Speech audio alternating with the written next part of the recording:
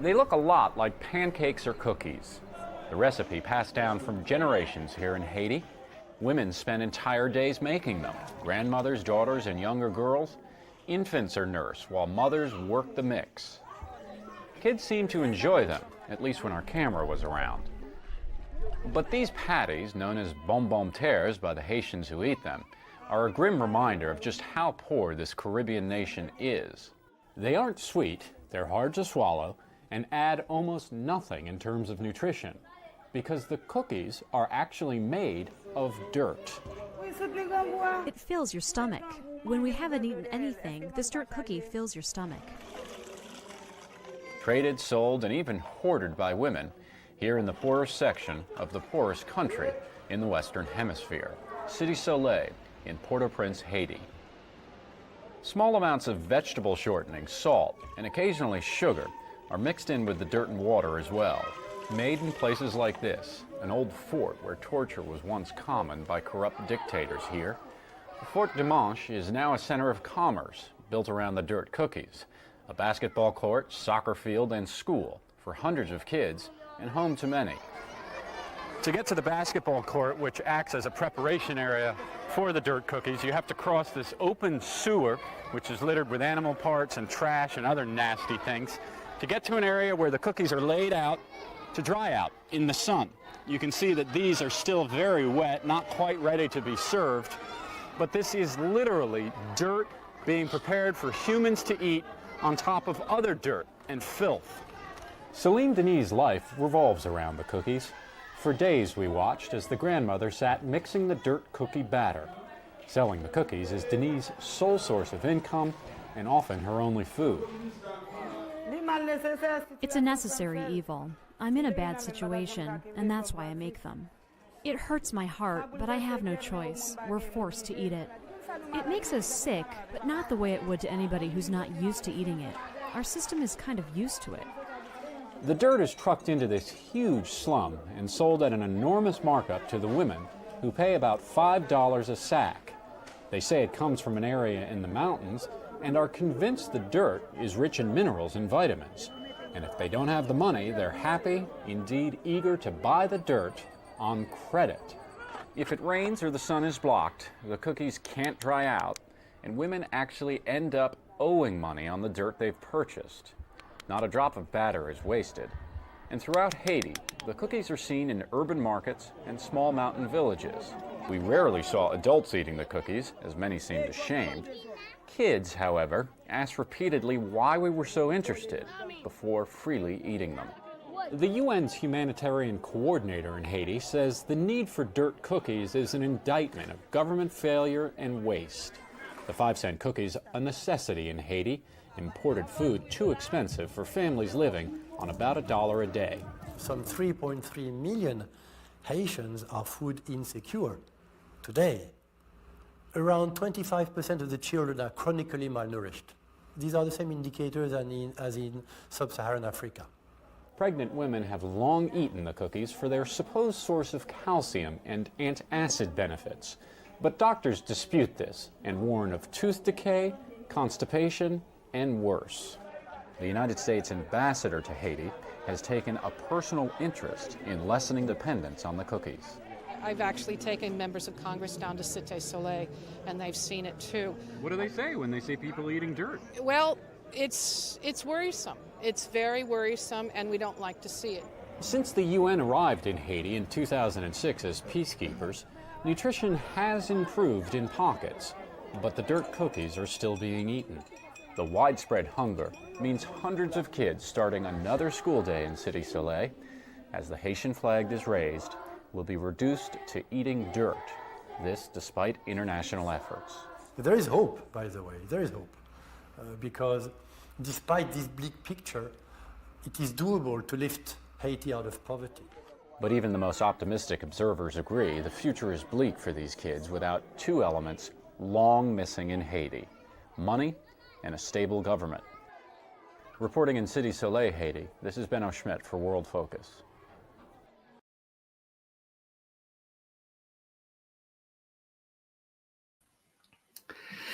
Right, well, there you go. So, look, obviously the temptation is to look at that. Not the temptation, but the natural inclination once you sort of look at that with more wizened, jaundiced eyes that we have now, well, we've kind of had enough. Look, you would sort of say, like, I mean, what are we looking at here? I mean, is this a joke? Because we're way beyond the point where things cannot be satirized anymore. I think it's Poe's law that basically talks about how when you go beyond that level where you look at something and you say, like, is this actually satire or is this real life? And you can't tell the difference anymore. And where do you go from there then? Like, we are pretty much in uncharted territory. Like, when things have not just in our society declined so much, but everywhere. And we didn't know these things. But now what I've just showed you there is something that was put on YouTube and still is on YouTube. It was put on YouTube more than 10 years ago, could be 15 years ago. And every few years, people discover this. Now, of course, the reason why I'm bringing it up now is because Haiti is in the news, not because we've gone to Haiti, but Haiti has come to us, or maybe the people who didn't manage to make it in the mud or dirt or sort of baked earth cookie industry. Those people who couldn't pay off their debts to the big mud barons. They said, listen, to hell with this. Maybe they didn't say to hell with this. Maybe they said, sod this for a load of dirt cookies. I'm heading to find my fortune in the United States of America, right? Surely there I will be able to ply my trade. We've passed on this trade from father to son, from mother to daughter. And surely then we'll find people in New York, in Philadelphia, in Boston, in San Diego, in Los Angeles, and probably Fort Worth, in Texas, all over the place. Seattle, I can imagine there'll be a roaring trade in these mud biscuits. And so that's probably why they've gone to Ohio and they've said, look, maybe you don't have the money, no money is scarce, so we'll trade you a biscuit for a Kit Kat, something like that. Anyway, look, I'll try not to do any more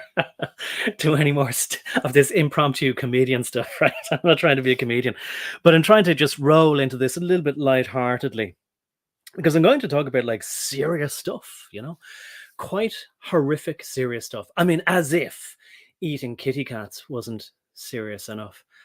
And like, I'm just thinking of that as I'm saying it, like, a Kit Kat, have a break, have a Kit Kat, all this sort of stuff. I mean, everything really is, depends on how you look at it. Everything really is laughing at us, or everything is just a tragic comedy. Everything's just a joke. Everything's already been written for us. We argued about whether there was a hyphen or a dash between the kit and the cat, or all these other things. But really, did that matter? Anyway, yeah, look, as I say, I'm not going to, this isn't an evening of comedy, so I'm not going to try and pretend that it is. But there you are. I mean, all these things that, I mean, I saw that on X recently, and I don't think I'd seen it before. If I had, it's the kind of thing you might see and you kind of go, yeah, well, whatever. I don't know if we ever form any proper conclusions about it. We just sort of move on. We get back to our ordinary lives and we move on. But I come from a time, and I know a lot of people in America do too, where things were very different and they changed gradually and then all of a sudden all at once. And we had heard, I mean, growing up, like, I had heard that people in these Caribbean islands, or maybe just some island, we weren't very specific about it, could have been in French Polynesia, could have been somewhere in the Pacific, could have been in the Caribbean, could have been in the what's it called, the Mexican Gulf. Am I getting that wrong? I don't know why I'm blanking. Sometimes it's just blank on obvious things. But anyway, the islands could have been off the coast of West Africa, or just maybe actually it could have been in the Antipodes, somewhere where Captain Cook might have discovered on the way to Australia. Actually, I'm thinking, yeah, there's a place called Reunion. We're going to be talking a bit of French, and I'm going to see if I can get out my old French accent and see how I can pronounce some of these places, like not Port-au-Prince, but Port-au-Prince or something like that. And, I used to be very embarrassed about trying to pronounce things in French, but I'm going to have a good go at it anyway. See how we get on. Port-au-Prince.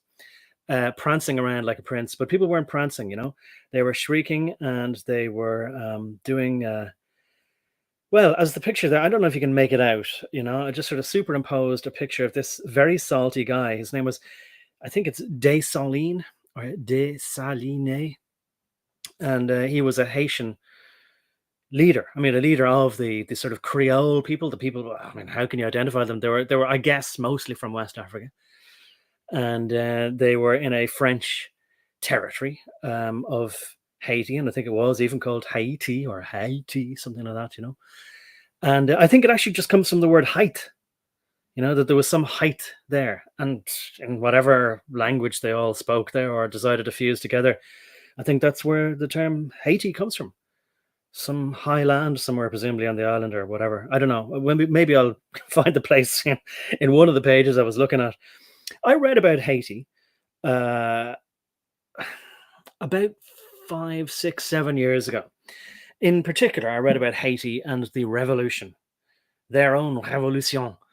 Around the same time as, like, let's say, like, okay, so am I right in saying the French Revolution was around 1788 to 1790, something like that? Oh God, I mean, my ignorance now. I was never good at remembering dates, but around then, the end of the 18th century, end of the 1700s, and so Napoleon Bonaparte then came to power, and but around the same time, in a way, these people, a little bit later maybe, but maybe around, might have been, I presume they might have been inspired by what they might have thought was the crumbling monarchy in France, and they might have thought, this is our chance now, lads, or whatever they called each other. These people who worked on the what's the words that people might, the word that people might agree on even now to describe them might have been plantations. Some kind of slave type farming, and I think a lot of it was sugar cane. And sugar is something that people get addicted to. It's very like a drug. Once people get used to it, they don't want to give it up. And I've tried. I won't go down this deviation too much, but I have been addicted, I'll say, to alcohol. I'm not sure if I was ever an alcoholic as such. I'm not sure if I can claim that, but I was addicted to alcohol. I had a very dangerous level of consumption and regularity of alcohol. And I can sort of say like that. I know what it's like to try and give up things, and I've given up cigarettes as well. But I mean, I haven't given it up. The way I gave it up was just to sort of say, I won't have one just now. I'll have one in 5 minutes. And I kept stretching that 5 minutes, and that's been a few years. I might have a cigarette whenever I want, just not now. That's a lot easier than saying never again. But what I've realized then is, as I got rid of those two things, we have something in ourselves that we want to, I suppose, lean on like a crutch to sweeten, I suppose, the bitter taste in our mouths from having to live this life, which is, as Dennis Leary used to say, it's a bit like a cookie, but it's like a chocolate chip cookie. It's not supposed to be all chocolate. You equated the chocolate chips to few moments or a few savoring tidbits of happiness. And the rest, then he equated the rest of the cookie to be just normal life. It's not that great. It's a bit bland at best. Could even be bitter. And for a lot of us, it's quite acerbic and distasteful. So you're looking for something to sweeten the deal a little bit. And people might think, look, what's the harm in a bit of sugar? But of course, like anything that you'd come to depend on, it doesn't even have to be a chemical substance, or, I mean, I call anything a chemical, like a carbohydrate or peptide or whatever, enzyme. All of these things could be chemicals, depends on what way you think of it. But so, sugar or sucrose or that kind of thing, the people back in Europe, Britain and France and Germany, I presume, and Italy and Spain and all, they all wanted the sugar, and it needed to be produced, and it needed to be produced in certain climates and certain type of land. And maybe, I suppose, it was labor intensive with the sugar cane and cutting it and processing it and drying it and all this sort of stuff.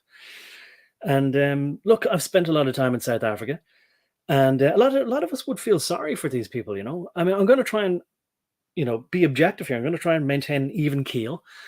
Might use a bit of shipping terminology or metaphors. I think that's appropriate here. Might try to maintain balance in how I examine these things. A lot of people would like to be partisan, of course, and everybody's always in some way. They tell us we all have not just bias, but unconscious bias. Like, we are unfair in our thinking, and we are weighted in our opinions by things we don't even understand about our own minds. So say of the people who consider themselves to be our moral superiors now all of a sudden. But look, at the very least, what we'll see is that there seems to have been horrors on both sides, maybe. Unfairness? Probably. Oh, man, unfairness would be a huge understatement, at least for one side.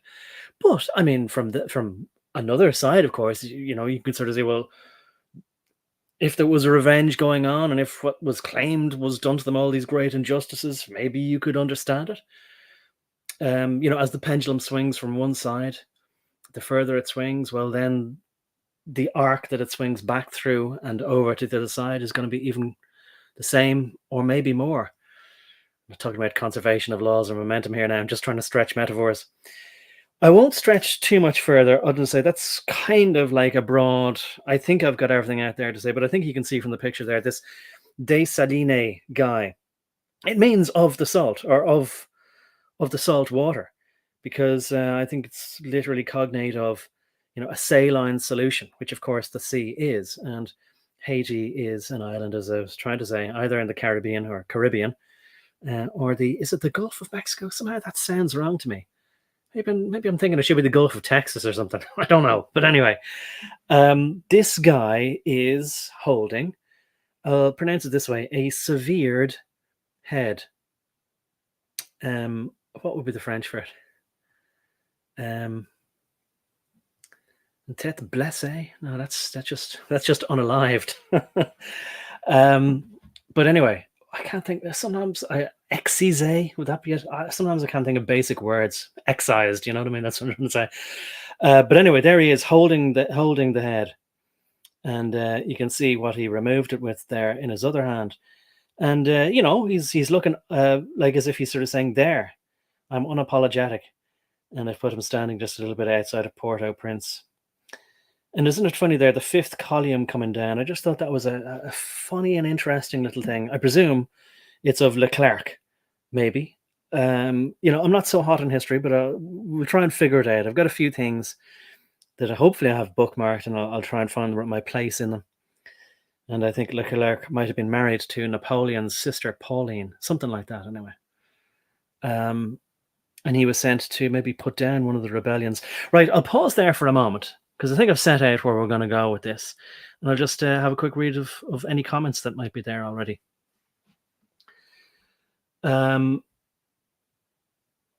So, okay, I'll go back a little bit here. And where are we? Okay. Stephen says, they should be discovering the wheel in just a few more centuries. Well, that's that famous picture. I don't have it now to put up on screen, but that famous picture of, you know, people do memes of it, right? It's become a meme, right? Where I think what that is, what you're looking at, I don't know if a lot of people know this, but I think it is anyway, a picture of Jan van Riebeck in, let's say, a little bit after 1652, after he went at least 300 miles or 300 kilometers into the interior. And by the way, like I've driven from the center of South Africa back down into Cape Town a few times. And, you know, if you see the terrain there, you can understand how you were pretty much, unless you were extremely determined, only going to get to Cape Town by sea, you know, by a ship, right? So that explains why they met nobody for a long time. You have to be very determined to get horses and ox carts and all this sort of stuff, oxes rather, and carts over this the elevated escarpment, as I think they term it, up a big sharp hill and cliffs and mountainy area on up into the sort of northeast. But that's by the by. That meme that I'm talking about, where this guy makes contact, then, which I think were Hottentot tribes, or the Khoisan, as they might prefer to be known now, but that's kind of two different tribes, the Khoi and the San.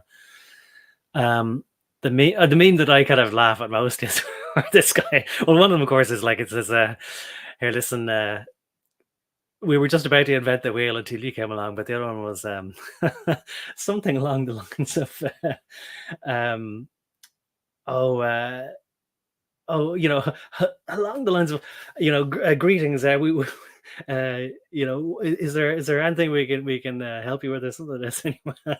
And the answer is something along the lines of, yeah, we're not sure yet, but whatever is going to happen, it's It's going to be your fault. But anyway, I'll move on. Sorry there. Just trying to. Obviously, these things are going to come up, and as I say, I'm going to do my best to be objective and fair and impartial, unbiased if I can be. Because very few people, I think, come at things. I'm not trying to say, oh, I'm all cool for being unbiased, but I just want to have a look at things and see what lessons, without trying to spell things out until you find a point. See how everything's connected to where we are now, and try to figure out, because I don't know, like, try to figure out, like, why did certain things also not happen after 1802 or 1804. So anyway, just a sojourner or sojourner. And I think, by the way, a sojourner is kind of French for somebody who is like an interloper but comes along and stays for a while, like stays for a day or two and then kind of goes on somewhere else, like a journeyman or a traveler. But anyway, he or she says, I think it might be the same person I know now.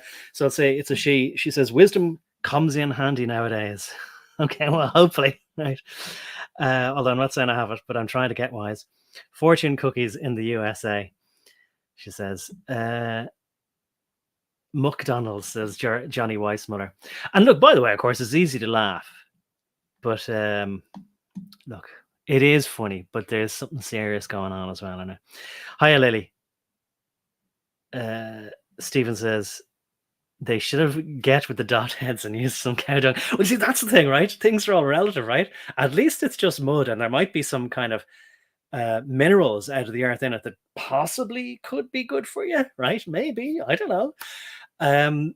But I just cannot imagine that dried cow dung could be good. But then again, of course, there's going to be some study there somewhere that says scientists now believe that eating cow dung, particularly from places in India, is really good for the intestinal tract and the flora inside, the good, what do they call it? The good bio, I forget what the word is, what it is, good bio something or other, probiotic stuff or whatever. You got to take all that with a huge pinch of salt. I won't be taking any cow dung with a pinch of salt. McFlurry says, Triumph of Boru, very droll. Doggone it. Doggone it, okay. Sugarcane, okay. Hispaniola, yes. Okay, so Haiti, that's one half of Hispaniola, isn't it? And I keep forgetting this. And the other half is the Dominican Republic. Is that right? Am I right? Maybe, I hope, possibly. And if so, I think Sojourner was in the Dominican Republic recently enough, like within the last few years. But if it is her, she can let me know. And any insight you might have based on that towards Haiti. She says, we were born into a crime scene, but we must preserve and still hang on to hope. Yeah, well, yeah, we were dropped into it. And I often think it's just, if you've ever seen the movie Lost, or sorry, not the movie, the TV series Lost, no matter what you think about how it ended or whatever, if it didn't get good or the writing fell off or whatever, just there's so many metaphors in it, very useful. And the idea, or the notion, or the visual metaphor of a plane basically crashing on an island. Every baby that's born into the world, that's pretty much it. And they're not given a guidebook or a welcoming committee or an orientation group to sort of say, welcome to Earth. Here's what's been happening so far. And now that you've been appraised of the situation, here's the game plan. And here's the bad guys, here's the good guys. And best of luck to you. We're assigning this buddy with you. He's been here for a while already. Got any questions, you can ask him. If he doesn't know, you can come back and ask me. It just doesn't happen, but it ought to. How are you, Wind War? Good to see you there. New page here. Frankie Payne says, evening, chat. Good evening, Frankie. And Triumph of Boru. And I just saw, by the way, there was another fellow there. I didn't know, but I see that he might be known to Triumph of Boru or a few other Irish people. I think I just saw that he's gone live as well, and I didn't mean to compete with him, but look, what can you do? Oh, the reason why I rescheduled to be an hour later, by the way, is, I'll just mention briefly, Blonde in the Belly of the Beast was talking to a fellow called Zach Kidd, I think his name is, and he goes by the name of Logos revealed, not to be confused with another Logos guy. And he had a very interesting conversation on YouTube. Amazing. And it'll be amazing to see if it lasts. But apparently, I mean, other things have as well, but we'll see. Very illuminating. And Justice Sojourner says, I'm French as well, but don't know the language. Okay. Amazing. Well, maybe you're not the same person I was talking to, but or that I know, but maybe you are. I don't know. I think you are. So that's amazing. Maybe it's a quarter French or a third French or something, however it works. Don't know the language. Well, I'm sure you know a few words. I should have said I'm going to try pronouncing a few things like Port-au-Prince. And see how we get on. Right. Okay. So what I'm going to do is I'm not going to bother sharing my screen because it's just some Wikipedia stuff, and I'm just going to be skating through it. You can just look at the lovely picture there, and I'll start somewhere with a little bit of history, and we'll get going. I'll pause and come back to the chat every so often. Just last one here now before I move on. Stephen says, I've watched Blonde in the Belly of the Beast for a long time, and she's hilarious. Well, actually, I haven't seen much of her sense of humor, but she seems to be an authentic person. And I can't say that I know her very long or very well, but very interesting anyway. And, I think I have a good discernment now, and I'll let you know. Everyone always disappoints me in the end, so I'll let you know as soon as she does, Right, where will I start, though? I'll tell you what. As I say, about 6 or 7 years ago, and it was I remember it because it was shortly before I went to South Africa. I remember reading it as I was sort of counting them the days before I would take my flight, kind of thing. And while I'm going to a completely different corner of the earth, I was thinking about Black people in different parts of the world, whether it be in these, as they might often term them, Afro-Caribbean islands or nations or countries, and of course in South Africa. And look, anytime you go anywhere, you're always a bit nervous. But I mean, the more I went to South Africa, and the more time I spent there, the more I got a good handle on where I was, and my general situational awareness, but also like ability to kind of figure out like what was a threat and what wasn't, and being able to sort of, like the Terminator, constantly monitoring what was the percentage level of hostility or whatever, and you have to be always thinking that you can't be naive when you go anywhere. And I've heard of lots of tourists who get off a cruise ship on Caribbean islands, and things happen to them when they even go slightly off the beaten track, or get away from the group that is sort of monitored, or what's the word for it, chaperoned by somebody from the ship, who is allowed be more circumspect and sort of guide people, and people then kind of look to that person as, like, say, a teacher who brings school children out into visit a museum, but they're still cautious. We're going to make sure nothing happens to these people. They're under my charge, But people who leave the group and go off and decide to go exploring, sometimes things happen to them. Sometimes they come back, and sometimes they don't. A lot of times people don't like talking about things that happen to them, even if they survive. I mean, well, obviously, if they don't, they're not going to be doing much talking. But you know what I mean? People can't quite reconcile what might have happened to them.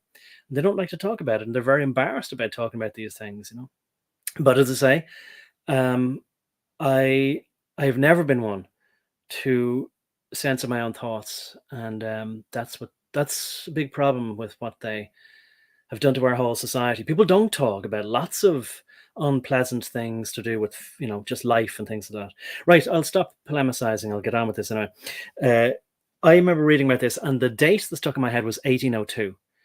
But as I say, this revolution seems to have happened in stages, and there was various attempts to put it down. And then maybe we could say that it ended in 1804. But for whatever reason, I just thought it was 1802. Maybe there was a particular article I was reading that specifically was talking about 1802. But what I'll read you out is, when I searched for Haiti in 1802, I used a sort of an AI search, and it kind of comes back with a bit of a summary. And I thought, look, this looked all right, and this maybe is a good place to jump off on it. So I'll read this out to you pretty much as I see it here. In 1802, Haiti was in the midst of a tumultuous period. And of course, right? You got to bear in mind here, right? that the language used here, every word that's used. I mean, tumultuous is a bit of a euphemism, of course, isn't it? Oh, there was a bit of a tumult.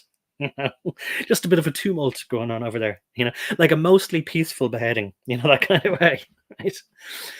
A mostly peaceful massacre.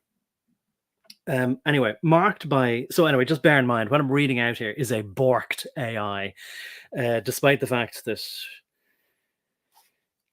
well, you know the way it is, and I won't go on. I don't need to explain to you that you have to always read between the lines and apply your own critical filter to even the alternative words that they've used when they could have used something else instead. So, marked by a French expedition to restore slavery and French rule, led by General Victor Emmanuel Leclerc. Here are key events and developments that shaped Haiti's history during this year. So, the first is Leclerc's expedition in December 1801. Napoleon Bonaparte sent Leclerc, his brother-in-law, with a massive, and by, as I say, so I think Victor Emmanuel Leclerc was married to Napoleon Bonaparte's younger sister, and I think her name was Pauline or something along those lines. So he sent Leclerc anyway with a massive expedition to Saint Dominique, present-day Haiti. So I think that's another little interesting. Didn't know it was called Saint Dominique. To overthrow Toussaint Louverture, the former slave who had become Governor General of the colony. Leclerc's goal was to restore direct French rule, right? And get rid of this upstart who's overstepped the bounds of his authority, and potentially reinstate slavery, which had been abolished in France in 1793 to 1794. So that's obviously what kicked it off, right? If there's no more slavery in France, then that gives the natives over there in the West Indies, or whatever the French called it, ideas then about freedom, presumably, or maybe revenge, or it could be just, and I'll say this, like the Irish in, I think it was, maybe this is why I'm confused with the date of the French Revolution. I think it might have been 1798 and the French Revolution was 1789. I think that's why I always get it wrong. So that revolution, or that rebellion in 1798, was inspired by the French Revolution. And so, like, even though we might not think like that they had any means of mass communication, let alone long distance communication, what was happening in the Americas did affect things in Europe and vice versa. And also, of course, like, what went on in Asia and the colonies, or whatever they were called, either in India or Southeast Asia or Asia. Things changed over there as well, like, say, with the Dutch, the French, and Portuguese. Well, British too. Anyway, moving on. That was 1793 to 1794, and then the Battle of Cap Français. That's CAP, and I think cap in French is basically a cape, and a cape or a cap could be anything that is seen as the end of something. Like, could be the polarized caps, but also maybe from east to west, the boundaries of their empire. Maybe, I'm only guessing, but we'll read on. So in February 1802, Leclerc's troops landed west of Cap Français, present-day Cap Haitien, and marched on the city. After a few days of negotiations, Louverture and General Henri Christophe retreated, and the city was torched. Leclerc's forces continued to push inland, defeating Louverture's army. Toussaint Louverture's capture and death is item number 3. In June 1802, Louverture was betrayed and captured by Leclerc's troops. He was taken to France, imprisoned, and tortured before dying in April 1803. Well, look, if you won't obey the emperor back home, then you have to send a signal to everyone else, like, this is what happens to you. So I can see that. I'm not saying I love the idea of it, but you can certainly see the logic there. And any empire that refuses to impose punishment for disobedience will crumble pretty much immediately, because people will say, oh, they're soft. There's no consequences for disobeying the king or the emperor. So we've nothing to lose, by rebelling or by asserting ourselves or establishing ourselves as being master of our domain here, or rather a sovereign ruler. So number 4 says Jean-Jacques Dessalines, or Dessalines, if you want to say, his leadership. So after Louverture's capture, Dessalines, no, I'll say Dessalines, a prominent black general. And you see, this is the thing, right? I mean, I can put up a picture of him now. Thinking I'll do that now, right, to give you something better to look at. If I can get a picture of him, what you see is that, like, he's wearing a sort of a French Napoleonic style uniform. And just, I was learning about Arminius there, who was a Germanic guy brought into not just the Roman Empire, but he was one of the top generals. They bring in, every empire brings in people from the people that they conquer and brings them up in their system. And that, I suppose, in theory, should make them less willing to rebel because they're now part of it. Maybe that's what was done to this guy. But then he's like Arminius, maybe Dessalines' loyalty secretly remained with his own people, or maybe was reawakened. That could happen as well. So maybe that's kind of what we're looking at there. Maybe, just totally guessing here now. But let me see if I can come back to comments now in a second, and let me see if I can. Yeah, I have a little slideshow here. I'm not sure if I can be heard, but I'll keep talking anyway, and I'll come back to this. That's a picture of him there. Doesn't he look like a very decadent fellow? If we're thinking of, slaves on a cane sugar plantation, right? So I don't know if I was, because I'm not sure about StreamYard, whether if I play that and I'm off the screen, if you can still hear me, I don't know. But I'll pause there anyway and just have another quick check at the comments.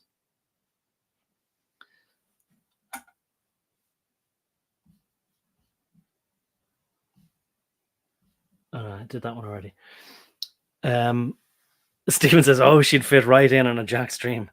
Well, I remember Jack was recently, we were talking about the last Blonde in the Belly of the Beast video that I saw, and Jack was sort of saying, yeah, but like, how is she allowed to be on YouTube? Like, that's sus in itself, I don't know.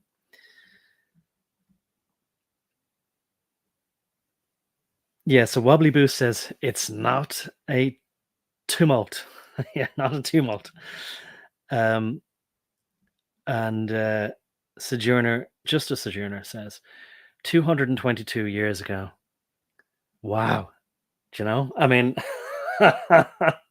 I'm going to say, like, that hadn't occurred to me. And I'm probably just not good at just doing arithmetic like that, or seeing the numbers sometimes, But that's pretty amazing. 222 years later, the Haitians come right up to Ohio and start eating cats and dogs. Good God, like, I mean, talk about not sending their best. But anyway, because I mean, the ones down in Haiti are just eating mud cookies. That's kind of lovely compared to the eating the cats and dogs.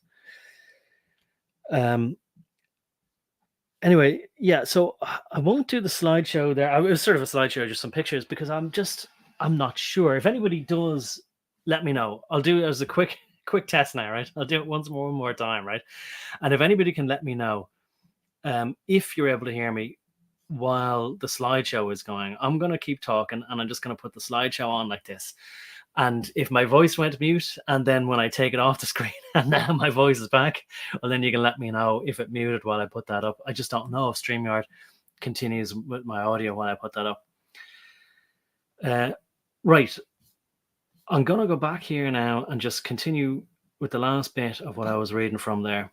And if any of you have any comments or questions about the history of this, I'm definitely all ears, because I just decided, look, another thing, I just sort of said, look, I will have to come back to this when I've studied it all, read it all properly, know it back to front, and then I can give you a proper or a better stream. This isn't going to be perfect. someday, but someday never comes. And I just figure at this stage, look, things are going at such a quick pace, and I never know, if when will be the day or the hour. Not saying that I'm anticipating at any moment now, but you never know. So I just have to sort of be satisfied with good enough for now, and it'll never be perfect. Anyway, so the Haitian flag, Dessalines created the Haitian flag at Arcale, or A-R, how do I say that? A-R-C-A-H-A-I-E, sorry, not Arcale, Arcae, ripping the white fabric from the French tricolour and replacing it with red and blue, symbolizing the unity of blacks and mulattoes against the whites. Oh my God. And, mulattoes, that's what the AI said, but I know that, I think a lot of people don't like that word. Isn't it amazing? But all these words, they keep adding to a list of words they don't like. Non-approved words means you can't discuss anything then. Anyway, as far as I understand it, it's some mixture. French defeat and withdrawal. By the end of 1802, the French had suffered significant losses, including the death of Leclerc in November. They withdrew their troops from Haiti, marking a decisive defeat for French colonial rule. And these events marked a turning point in the Haitian Revolution, as the Haitians, led by Dessalines, gained momentum and ultimately declared independence on January the 1st, 1804, with Dessalines as the first ruler of independent Haiti. Now, I remember, if you look at the island of Hispaniola or Haiti, it's not too far off the coast of Florida. And I remember wondering, well, why didn't anybody come and help the French from Florida or from the USA or whatever, And look, maybe there's probably a lot of reasons for that. Might figure out some possible guesses as we read on. But of course, the USA was occupied with other things. There's another guy who I'll get onto that maybe everybody who went to school in America might know very well, and I think his name might be coming up pretty soon. Another sort of a French name.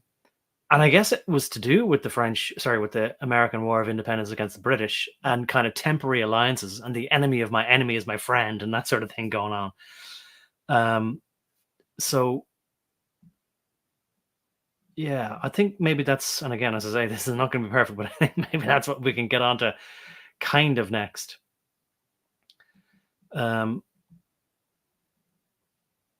Okay, maybe I didn't mean to start here, but I'll tell you what I found was a website called thehaitianrevolution.com.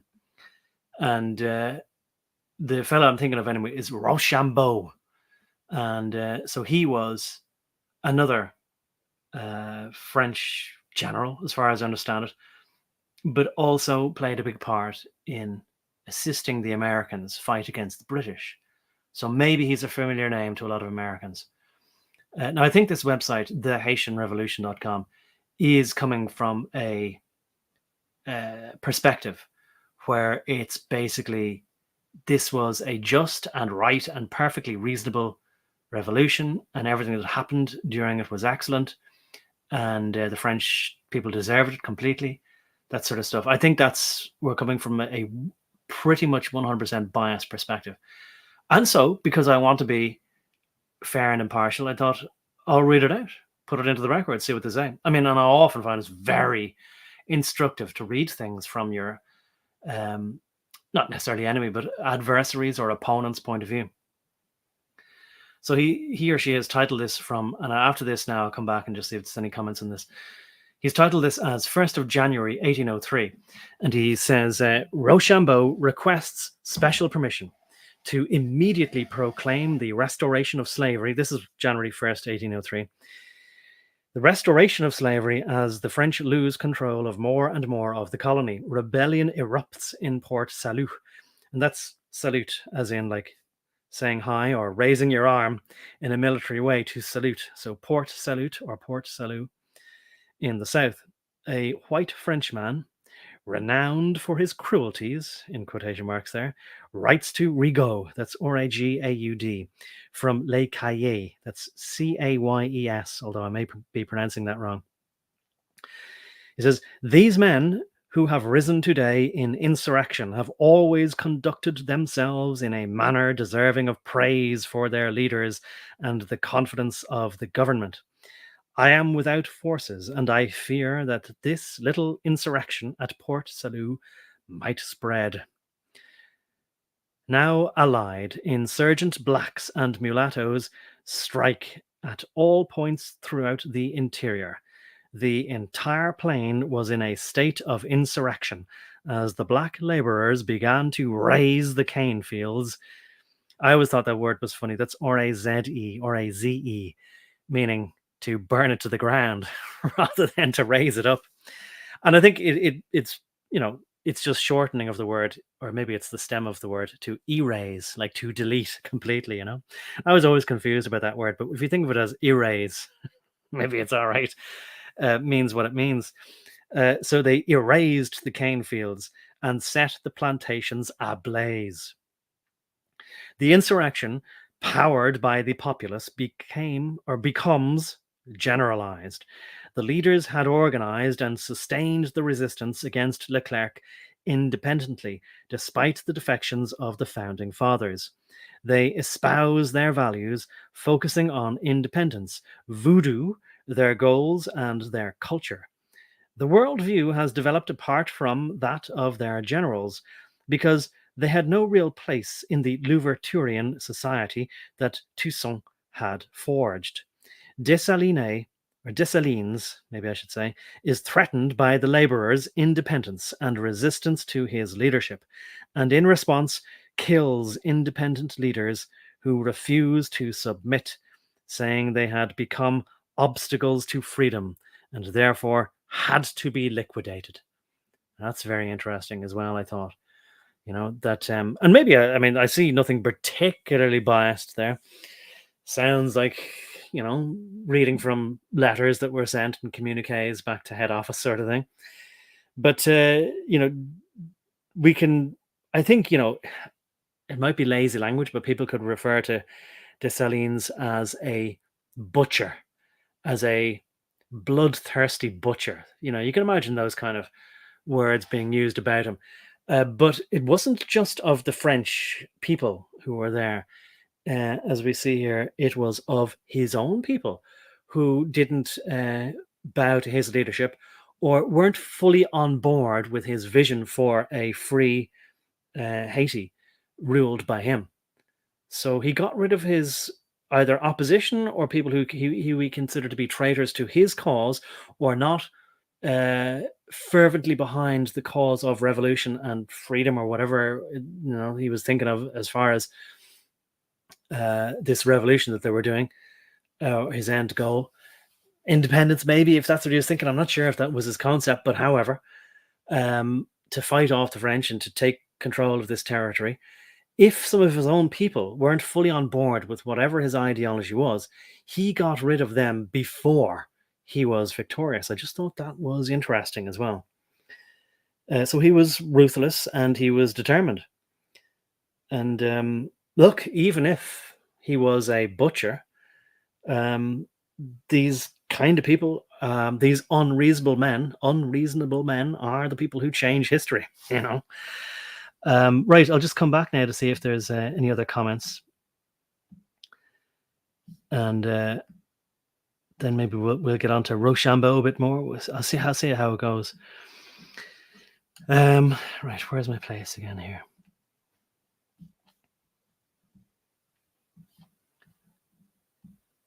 Thanks for letting me know.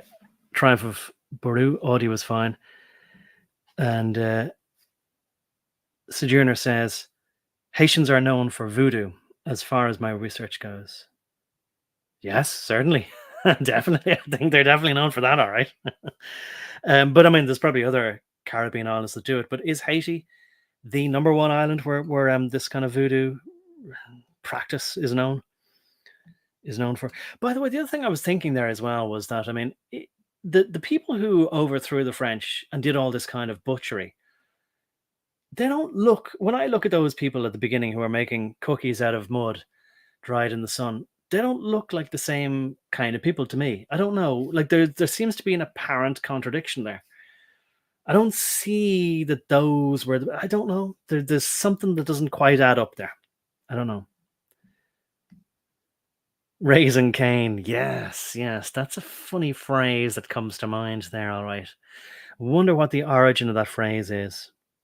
And by the way, I do think that cane sugar and the stalk of wheat is the cane. The straw, I think, is the cane. The stalk is the cane, I think. And it reminds me, the biblical phrase of separating the wheat from the tares and the grain from the chaff. And I think the chaff is like, the husks that come off the grain. There's lots of metaphors for separating one thing from another, the useful part from the useless part, or the good from the bad. And, something that occurred to me a little while ago, and it's in regards, you have to kind of mix a couple of languages, which you have to mix English and French, I suppose. But then again, cane is cane in French. So if you just stick to French, then maybe this works. The French for wheat is BLE acute. And I think it's pretty much pronounced blé.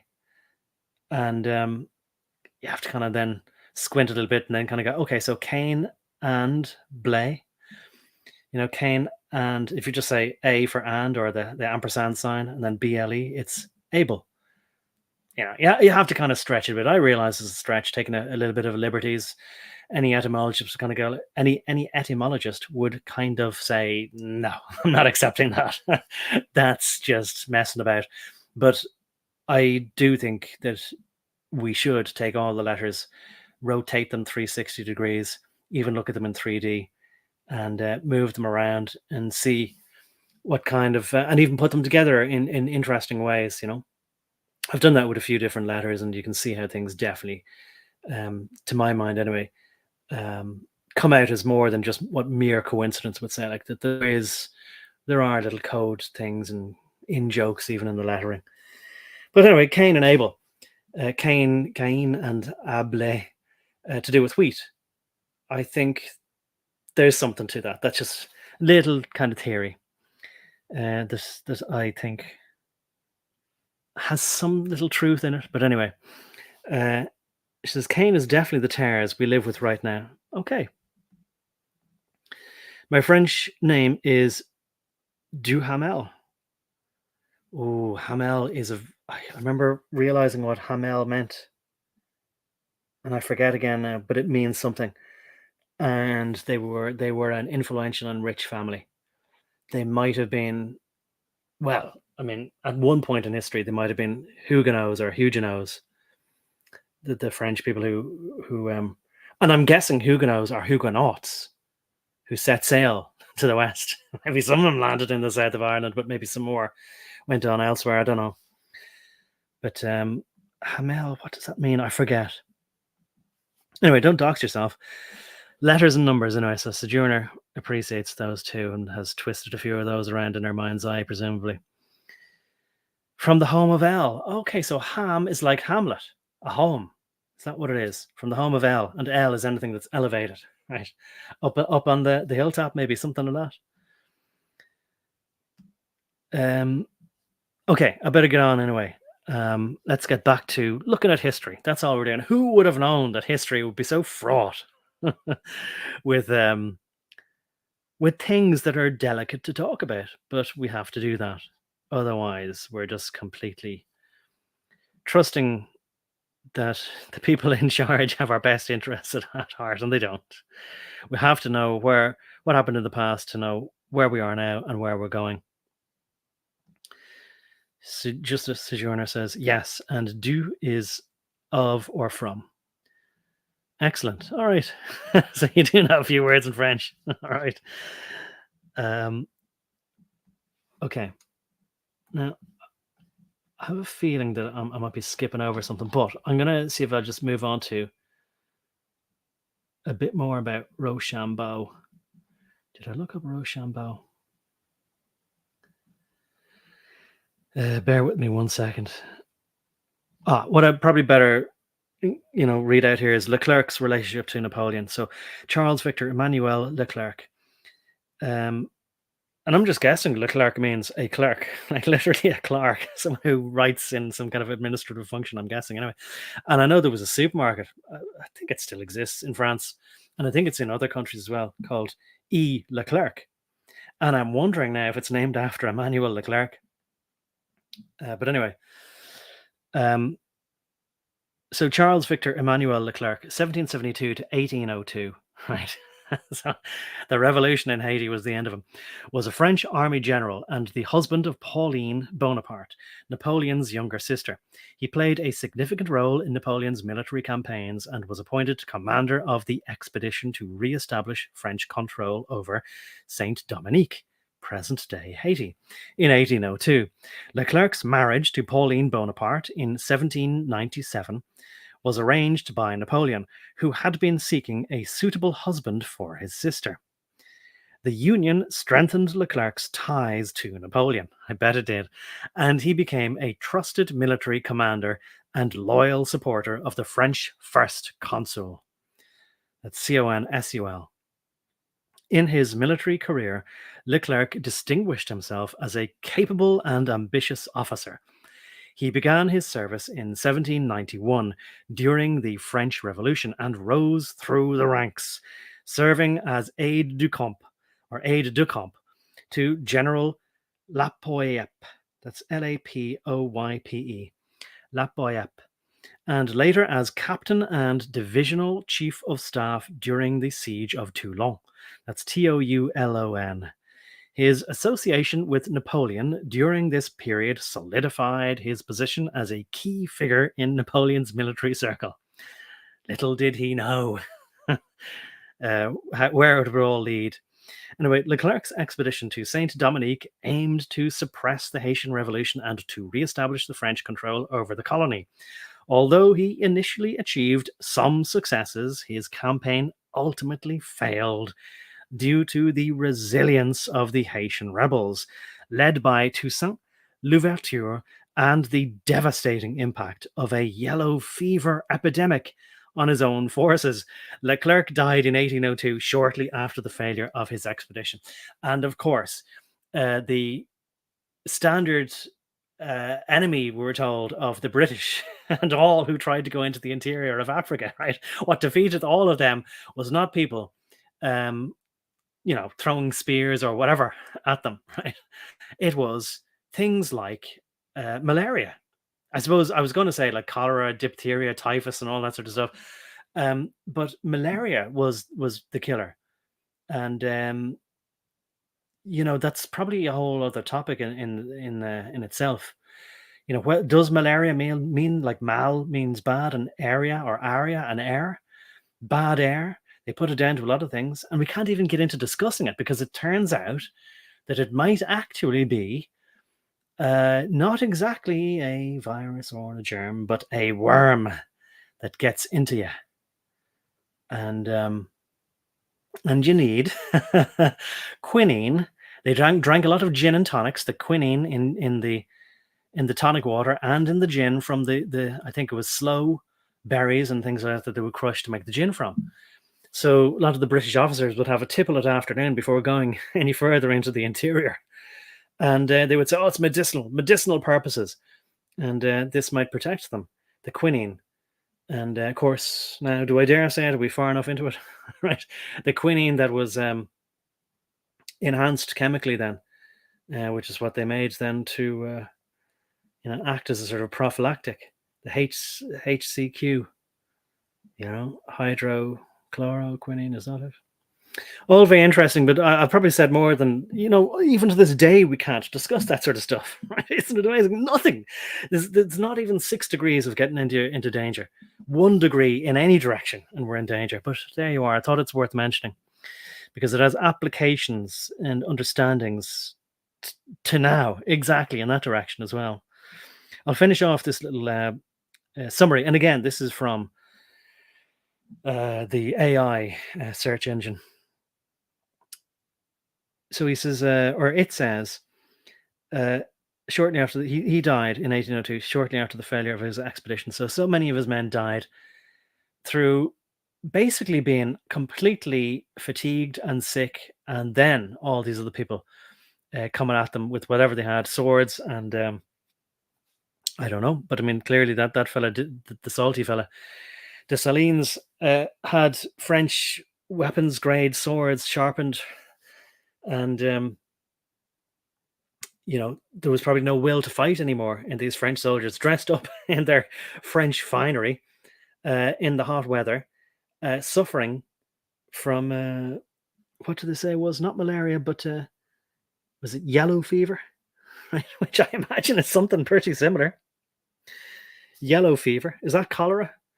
But either which way, I mean, you're going to be shaking and feeling hot and cold and fevers and all that sort of stuff, and then you're expected to fight in the hot weather, in these stuffed frilly shirts. Anyway, last paragraph here. Throughout his life, Leclerc remained closely tied to Napoleon, serving as a trusted military commander and brother-in-law. His legacy is closely tied to Napoleon's own, reflecting the complex web of family relationships and military alliances that characterized the French Revolution and the Napoleonic era. Right, I'll close that for the moment and come back then just to see if there's any other interesting comments.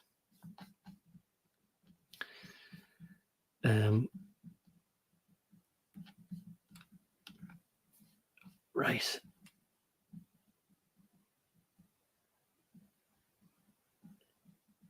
Just trying to find my place. Sorry for a bit of dead air there.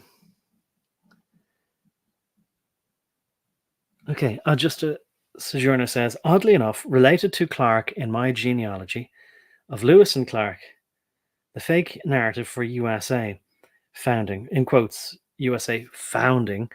Also, I don't care about being doxxed. Appreciate your mind and ability to be public. All right, cheers. Cheers. My attitude would be like, just not to make it easy for them. Let all the people who are paid to listen to all our live streams, right, or whatever, earn their money, I took... Oh, no, you're great. I took over the comments. There's not too many people tuned in, and not too many people commenting, so I'm very grateful for them. And I might have picked a bad time. There could be a lot of other stuff going on, or maybe just people don't like this this kind of thing. But who knows? I gotta do it anyway. And maybe more people will listen on the playback, and so your comments are on screen, and I read them out. And that's another big reason why I do the lives here, because especially with this, like, as you can see, like, I don't know this stuff. I didn't pay attention in history class. I think I even dropped history going into, what you would call like senior high school. And it's because, as I've mentioned before, I thought that everything that happened before I was born had no bearing on my life and never would. Because why would it? All that was in the black and white days, right? I mean, people in the 60s, like, that was ancient history, apart from Vietnam. The Vietnam War somehow seemed like it was in color. But everything before that, the hippies and that, kind of, they just seem stupid and old, right? Do you know what I mean? From the 60s. But I was born in living color. And if they were if they were silly and in black and white, if my granny was in black and white and all that, and my parents were born in black and white and then grew up gradually into color, what would any of this in the 1800s have to do with me? Absolutely nothing. So I thought, and I'll say this, I'll take a few moments to say this. When I went into, no, my whole first 20 years of my life, 30 years, I guess, 20 years for sure, anyway. I just thought that all the problems had been solved, and we pretty much invented everything, and that all we needed to do was just find a clean and non-dangerous way of generating energy, figure out the last two things in science that we didn't quite know. We just had to refine certain understandings. I was very aggrieved that there was nothing left to invent. I wanted to be an inventor, but everything had been invented. I felt very upset that I wouldn't get to invent all these things because somebody else had beaten me to it, just because they were so basically mean and went ahead and got born before I did. How dare they? Otherwise, I would have invented it all. I would have been inventing wheels and what would I have been inventing? Well, I tell you what. Actually, I did have an idea of it, but this is easy, right? It's an invention. But when we were kids, like just in high school, like they showed us light sensing diodes. And I went, fantastic, right? So you can open or close a circuit based on whether there's light there. And so I sort of said to myself, well, maybe you could invent an automatic, you forget to put on your lights at night. So you could just put an inverse diode on a light sensor. And then anytime that there isn't light, it switches on the circuit. And then that'll switch on your car lights. And I was thinking about that when I was a kid in the 80s. But apparently that was a thing already in luxury cars like Cadillacs in the 80s, or maybe not Cadillacs, but probably if it wasn't Cadillacs, it definitely had been invented, just wasn't mainstream. So even that, and I was thinking of like automatic wipers and things like that. I'm not saying, I'm the only one who thought of that as a kid. Everyone did. But really, now we realize, just like history, people who invent stuff, that gets assigned to people, right? All this stuff was known about. But anyway, what my point was, I thought that there was nothing left to discover, no new countries, but also I was born too early to be able to be like in Star Trek and go throughout space. No new countries to invent, no new land masses. So I just kind of thought history is over. History is over. So we just have to refine whatever is left in engineering, just, make things a bit cheaper and get out any kinks and make them more reliable. And just that's it. Then we just all live happily ever after. But what I didn't realize, a lot of girls did do psychology and philosophy and this kind of thing. And I thought, yeah, it's just girl stuff, I didn't think there was any need for philosophy because I just figured everyone has already thought of everything, right? There's no ideas you can't think of. We can sit around and philosophize if you like, but it seems very decadent to me. It seems very self-indulgent. I didn't realize that there'd be any need to have to go back to brass tacks on anything to do with the human condition. I thought that we were perfect. We just needed to perfect our engineering and our science. But no, everyone had to go and ruin it and turn into squabbling children. And now we have to go back and fix the human mind, and then maybe we can go and reinvent technology if everything gets razed to the ground, which, it's about even money at this stage. So, look, I didn't mean to go off on too much of a tangent there, but if there's a point, my overall point is trying to be that I was ridiculously stupid in thinking that I didn't need to know history. What use is that? Right? It's got no practical application for anything. And same with philosophy, same with psychiatry or any of that sort of stuff, psychology and all that sort of stuff. But I didn't realize they were studying psychology to figure out how to always be one step ahead of us. So how wrong was I? And I guess I'm just trying to correct some of my mistakes as I go along. You know what I mean? And this is part of it. Definitely learning out loud. And if I wouldn't go live, I'd never have made a video like this because I'd always say, oh, that's not perfect. And, the very silly thing is to make videos and put them out there, trying to give other people the impression that, oh, here's all the stuff I know, get a load of this. You know what I mean? Because I don't. And so I'm not trying to do a humble brag when I'm genuinely saying, I love having the comments here because it sparks off not just ideas, but things that tells me things that I never would have thought of. That happens pretty much all the time. And I'm always glad that I did something like this as a live rather than I spent weeks studying and then going back and forth over a timeline, getting the right pictures and all this sort of stuff. Obsessing over something. Anyway, I see Sojourner says, I enjoyed this. Thank you. Maybe that means you're dropping off there. I don't know. Lull the dogs want complete attention. All right. Okay. So maybe you have to go attend to that. We are the light at this time, she says. I appreciate the beautiful minds so far and in between.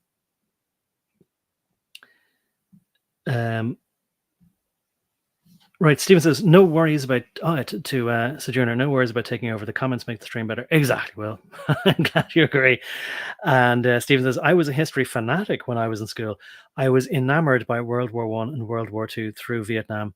I hated English class, but I couldn't get enough history. I think I just thought that, World War I and World War II was just, boring black and white stuff, as I say. But I was very interested in Vietnam. And I remember myself and my brother decided to buy a whole compendium of magazines every week, and we pored over them and we learned all about everything, all the color photographs. The fact that it was in color, that's what made it seem like it only just happened the other day, or was happening when we were just about being born or whatever, coming to an end, that kind of thing. So I could relate to that. And I was fascinated with America as well. And the whole thing about GIs, and I have to say there was definitely some unhealthy interest in the weaponry, learning off the statistics and things like that. But anyway, no, I did that already. There's Lily. She says, "I'm listening here at work." Ah, good. So that's why she can't comment. She's probably sewing up a hem on some supermodel's dress or something like that. Only one AirPod. The dog ate the other. Oh my god! Wouldn't that be hilarious? If it's Bluetooth and the dog goes around and you can sort of play whatever you like through the dog's stomach or through his mouth if he opens it. Oh god! Imagine the pranks you could do with that. Guten Abend, mein, etc. Guten Abend, mein Kameraden. The frontier now is the mind, exactly, and regaining it. Excellent phrase there, Lily. That is where the battle is. It's not just a battle for hearts and minds. The battleground is in the minds of people. It literally is taking over the minds of people. It's for all the souls on board. Sojourner says, "Bless you, brother." Oh, thank you. And to everyone, yeah. Okay, appreciate it. Right, I'll get on anyway with a bit more history. We'll go back here. Frontier. Right, TIER. Okay, I'll go back here now to, I think that I said I wanted to go on to Deschambault, which, look, I'm anticipating is something that every American knows all about. And so forgive me if I am telling you everything you already know. But can I find my place? That's the thing. I'm stalling. I'm stalling for time. Right? Because I didn't do my bookmarks very well. I'm going to close a window here. You don't need to know how the burger is made. Right? I'm closing a window here in the background. So War of Independence, right? I have a bit more to read on that, like as to the details and the massacre. I'm going to close that bit about E. Leclerc. And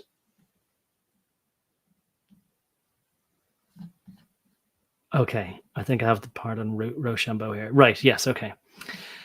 Okay, so, well, this is one of them anyway. This is a bit of background on the fellow's name. Jean-Baptiste Donatien de Vimeur, Comte du Rochambeau. I feel like I could have gone a bit better than that, but anyway. Right, I won't be doing his full name all the time. Just say Rochambeau. So 1st of July 1725 to the 10th of May 1807 was a French Royal Army officer and nobleman who played a critical role in the Franco-American victory at the Siege of Yorktown. I'll just get a bit of a detail on that if I hover over. It says the Siege of Yorktown, also known as the Battle of Yorktown, and the surrender at Yorktown began September 28th, 1781 and ended on October 19th, 1781 at exactly 10:30 a.m. in Yorktown, Virginia. It was a decisive victory by a combined force. I'll read a bit more on this actually. By a combined force of the American Continental Army troops, led by General George Washington with support from the Marquis Marquis de Lafayette. So that's why so many places are called Lafayette as well. I think there's a Lafayette in Florida, isn't there? But there's probably a fair few Lafayettes all over the world. It's a name I see a lot. I have seen a lot. And French army troops led by the Comte de Rochambeau and a French naval force commanded by the Comte de Grasse, Grasse. So it wasn't there de Grasse Junior High? So Degrasse. So maybe I'll say de Grasse, over the British Army commanded by British Lieutenant General Charles Cornwallis. The Siege of Yorktown was the last major land battle of the American Revolutionary War in North America and led to the surrender of General Cornwallis and the capture of both him and his army. The Continental Army's victory at Yorktown prompted the British government to negotiate an end to the conflict. Isn't that amazing? Bring the British Empire to your table to humbly negotiate. And again, there's a lesson for history. I will underline this because a lot of people, right, think we've all been taught, oh, violence is wrong. Oh, we should never resort to violence. Well, as many great men have tried to tell us, the pen might be mightier than the sword, but that's a maybe. It means very little without at least the threat of force to back it up, right? Nobody comes to the negotiating table unless they have a large contingent of potential force at their disposal behind the negotiating table, behind them at the negotiating table, nominally or in spirit or directly standing behind them. Which is why I think we see still some photographs where you have the man in charge signing something at a desk and you have men surrounding him, right? It's a soft display of power. Cross-reference with gunboat diplomacy, right? Anyway, I'll go back to the original article. That's just the introduction there to the Siege of Yorktown. And as I say, I might be telling you everything you already know big time, but I'm pretty sure I gave up history as soon as I was able to, as a useless subject. Has no bearing on my life, as I say. How embarrassing. Anyway, the military life of Jean-Baptiste, I'll have another go at this. The military life of Jean-Baptiste Donatien de Vimeur was born in Vendôme, in the province, that's Vendo circumflex ME, so I think it's Vendôme, in the province of Orléans. So I think that's like New Orleans. ORLE E acute ANAIS, Orléans. And he was educated at the Jesuit College, in Blois. That's BLOIS. But who knows? Maybe the Jesuits weren't exactly like the Jesuits are now, but who knows? They probably were, though. So the same people controlling everything, in the Jesus suits, but they're not really Jesuits. After the death of his elder brother, he entered a cavalry regiment and served in Bohemia, Bavaria, and on the Rhine during the War of the Austrian Succession. By 1747, he had attained the rank of colonel or colonel. He took part in the siege of Maastricht, that's in the Netherlands or Holland, as far as I understand, and became governor of Vendôme in 1749. He distinguished himself in the Battle of Minorca, which I think is a Spanish island, naval battle between the French and the British fleets, Spanish now. It was the opening sea battle of the 7 Years' War in the European theatre. Shortly after the war began, British and French squadrons met off the Mediterranean islands of Minorca. The French won the battle. So, I mean, a lot of those islands, like Corsica as well, would have probably changed hands several times, and Malta is another one. Anyway, as I say, he distinguished himself in the Battle of Minorca on the outbreak of the 7 Years' War and was promoted to Brigadier General. That's some title, isn't it? Good morning there, Brigadier General. I think that was a Christy Moore, the opening to a Christy Moore song. He was trying to get off a speeding ticket or something like that, and he elevated the rank of the policeman to Brigadier General or something like that.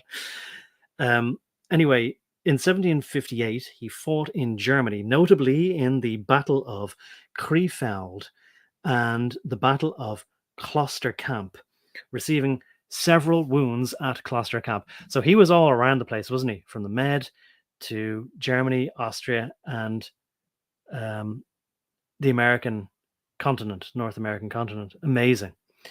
I will read a bit more about him, but I'll just check the chat just now. And as I say, definitely, like I'm doing this pretty much on the fly. Okay, Lily says, the Clinton Foundation involvement in Haiti grifters. Absolutely. I mean, that's a whole other stream, and I haven't prepared anything for that. So I'll have to say it's a whole other stream. But yeah, at the very least, it got mentioned. They're just going down there to help because they just care so much about poor people. They just love them. They're good like that, you know? They do a lot of work for charity. Sojourner says, I'm related to this ancestor, John Baptiste. Really? So crazy when you study out as much as you can until the genealogy ends. Wow. Well, I was never interested in genealogy or family trees or anything like that. But I concede the importance of it, of course, now. So sinister in nature, she says to Lily about the Clintons. Yes. And Society of Jesus equals sinister roots. Exactly. And here we are trying to sort it all out. I like how the truth is revealing. Yeah. And look, I have had to go back to religion to sort of say, because like, even if, the Jesuits and it is as close as you can sort of get, the Jesuits, I'll say, right? That's about as close as you can get. Although, as I say, you ought to watch that Blonde in the Belly of the Beast live stream there with the fella called Logos Revealed, because they're naming him. But I do now think, because I mean, they can look like anyone. They can literally skin and wear the hide of people whom they have managed to introduce themselves, inveigle their way into somehow. They can literally look like anyone. And, because a lot of people are shocked when they find out that some of them, the kind that kind of goes on Twitter and says, oh, like white people have done all this colonialization. And, if it wasn't for them, the whole world would have been lovely and all this sort of stuff. And then, and they say things like, we need to, make amends, and we need to basically pay homage and do dress ourselves in sackcloth, and we need to self-flagellate and all this sort of stuff. And then they'll do another tweet a little while later, and you always see them put together, and they say like, oh yeah, well, I'm very, very proud of my, and the heritage that I'm just not going to mention, and so it's very shocking when some of those people are like, blonde ladies who just look like Germans or whatever, look like a blonde German lady. What's going on here? Because they look completely different to, say, the ones with the ringlets. And they look completely different to the Shapiros. And if you've ever watched, I'll say this, if you've ever watched any Corey Gill Schuster videos, and he does, look, and from what I can see, he does his best to stay out of it. Just ask the questions and stay out of it, right? So I have to sort of say, look, I have to give him credit. He is as neutral as you're going to get, I think. He doesn't try to load them. Even the questions he asks are not particularly loaded questions. He just asks the question and gets out of the way. He doesn't try to ask leading questions or prompt them or steer them in a direction. But there's a lot to notice, not just in the responses. And of course, he could filter out people he doesn't want to appear and whatever. But I do see that there's a lot of people who have different looks in that country where he does most of the interviews. And they don't look like they're related, like genetically particularly. They're not from the same family tree. So there's something else going on. And I could well believe there's a lot of people who think that they are coming from a certain heritage, but aren't. And I think things have gotten pretty confused. And, I've learned that things haven't just gone back 2,000 years. And again, I'm still learning. And I had suspected this from some other things, and I'd heard of, I think the fellow's name, a Roman historian called Tacitus.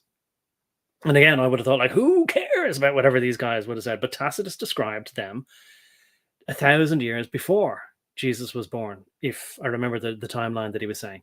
And he described them in exactly the same way. So it's almost got nothing to do with rejecting Jesus.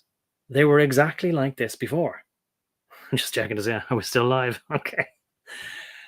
So I've had to go back to the Bible, and not just, I suppose it's not necessarily just going back to the Bible, but going back to religion in itself as a way, even for people who consider themselves not only to be not religious, but also atheistic, right? So even people who are in both those camps, right, don't like religion and don't believe in God, even then, the Bible and the terminology and the metaphors and everything in the Bible is probably the best way we have it. Like, and so motifs, like things like the devil, even whether he exists or not, or whether it's both a metaphor and an entity in of itself, you kind of have to get into that stuff in order to understand what's going on here. I know that's a deviation, but I think you'll appreciate it, And and so I think it's not just as simple as saying, well, that's a name for them and that's who they are. I think you do have to just recognize them ultimately by their fruit. Oh, because last example then, like the eldest daughter, I've said this before somewhere else, but I'll say it again now. The eldest daughter who played, or the girl or the woman who played the eldest daughter in the Huxtables in the Cosby Show. Can't remember the character's name, but maybe it was Lisa. But anyway, the actress's name was Lisa Bonet. So I mean, she looked like a light-skinned black person.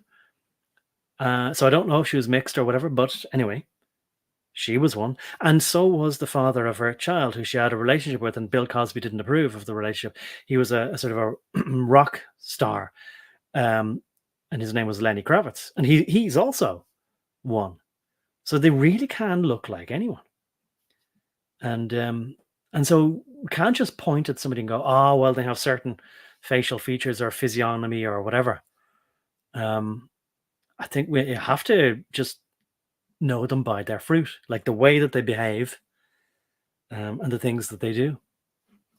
Know them by their works, and know them by, I suppose, their thoughts and how they express themselves and how they treat other people. Right. So that was a lot in response to that, but I'll get on anyway. Chameleons, right? Excellent. Yes, that's what they are. Right. That's an interesting one, because snakes do lay eggs, don't they? I think I'd forgotten that. Do all reptiles lay eggs? It's funny. Anyway, Lily says they really made a paradise of Haiti. Did they? A popular tourist destination. Did they? Or is it just the places where, like, that are sort of walled off for tourists? I don't know. An ecological example to the world. I don't know. Are you being sarcastic? I don't know. I don't want to think that you are either. Okay, if you think that, okay. Look, I can't say myself. I don't know. I haven't been there. Or have I? No, I haven't. Oh no, I did that already. Okay, I'll move on, and I'll do a bit more about Rochambeau.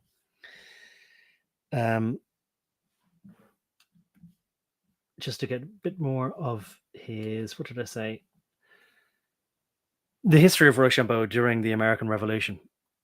And maybe this is, maybe America was more concerned with their nascent republic, or United States of America, and setting that up, or maybe they went on to then have a war with the Mexicans, and maybe there was other stuff going on that they just didn't have time to be dealing with a small island from their perspective. I don't know.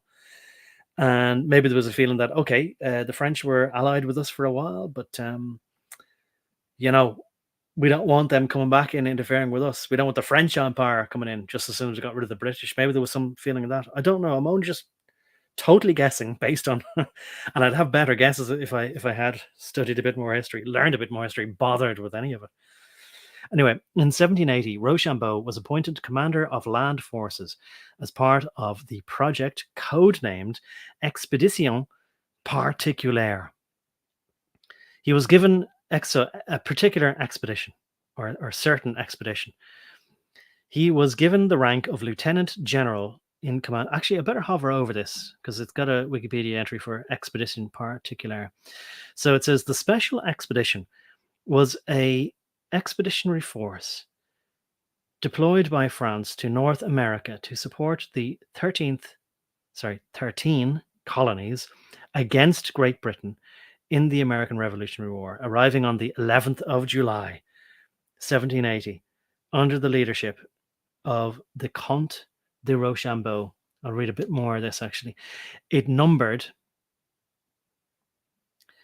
up to 5,500 troops and played a decisive role in the final battles of the war.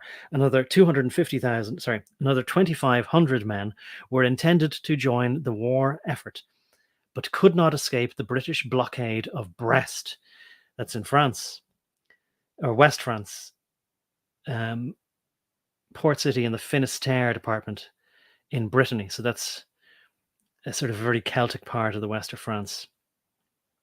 After remaining inactive for almost a year, Rochambeau marched his troops south to rendezvous with George Washington's Continental Army for a planned attack on New York City. At Rochambeau's urging, Washington abandoned the operation, and both forces were marched to Virginia to join the French fleet of Admiral Francois de Grasse in trapping Lieutenant General Charles Cornwallis's British army at Yorktown. The subsequent Franco-American siege ended in British surrender in October 1781, which hastened negotiations towards a peace treaty ending the war, as we have covered already. Going back to the American Revolution, this part here, under Rochambeau's personal Wikipedia entry. So it says, though, that he was given the rank of Lieutenant General in command of 7,000 French troops and sent to, the numbers changed a bit there, but anyway, sent to join the Continental Army under the George Washington during the American Revolutionary War. Axel von Fersen, that's Axel von Fesseren. No, I was right the first time. Axel von Fersen, that's Fersen, the Younger, served as his aide-de-camp and interpreter. The small size of the force at his disposal made him initially reluctant to lead the expedition. Yeah, you can understand that. He landed at Newport, Rhode Island on 10th of July, but was held there inactive for a year due to his reluctance to abandon the French fleet blockaded by the British in, I'm going to have a difficulty pronouncing this, maybe I'll have a go of it, Narragansett. Narragansett. Narragansett. Narragansett Bay. So it says, is a bay and estuary on the north side of Rhode Island Sound, covering 147 square miles. The bay forms New England's largest estuary, which functions as an expansive natural harbour. Okay. Forgive my ignorance there. That anyway, the college in the colony of Rhode Island and Providence Plantations, now Brown University, interesting, served as an encampment site for some of Rochambeau's troops. Right. The college edifice was converted into a military hospital, now known as University Hall. In July 1781, the force left Rhode Island and marched across Connecticut to join Washington on the Hudson River in Mount Kisco, New York. The Odell Farm served as Rochambeau's headquarters from the 6th of July to the 18th of August 1781. Washington and Rochambeau then marched their combined forces to the siege of Yorktown and the Battle of the Chesapeake. On 22nd of September, they combined with the Marquis de Lafayette's troops and forced Lord Cornwallis to surrender on the 19th of October. The Congress of Confederation presented Rochambeau with 2 cannons taken from the British in recognition of his service. He returned them to Vendôme, and they were requisitioned in 1792. I'll read this part, returning to France, because it's important to mention as well King Louis XVI. And I think he and his grandfather, makes sense, Louis XIV, I think they were both known as the Sun King, and associated with the Palace of Versailles and the Dauphin and the Sun King. But so if, and was, oh God, I'm going to embarrass myself now and not be sure about this. It must have been Louis XVI, whose wife was Marie Antoinette. Is that right? Oh God. Anyway, I'll read this part out here anyway. Upon his return to France, Rochambeau was honoured by King Louis XVI and was made governor of the province of Picardy. That's Picardy. Isn't that interesting? Picardy. He supported the French Revolution of 1789, and on the 28th of December 1791, he and Nicholas Luckner, Luckner, became the last two generals created Marshal of France by Louis XVI. When the French Revolutionary Wars broke out, he commanded the Armée du Nord for a time in 1792, but resigned after several reversals to the Austrians. He was arrested during the Reign of Terror in 1793 to 1794 and imprisoned in the conciergerie. As far as I understand, a concierge is basically a prison or a jail. Inspector Clouseau would. Oh, sorry, no, the concierge is the former courthouse and prison in Paris.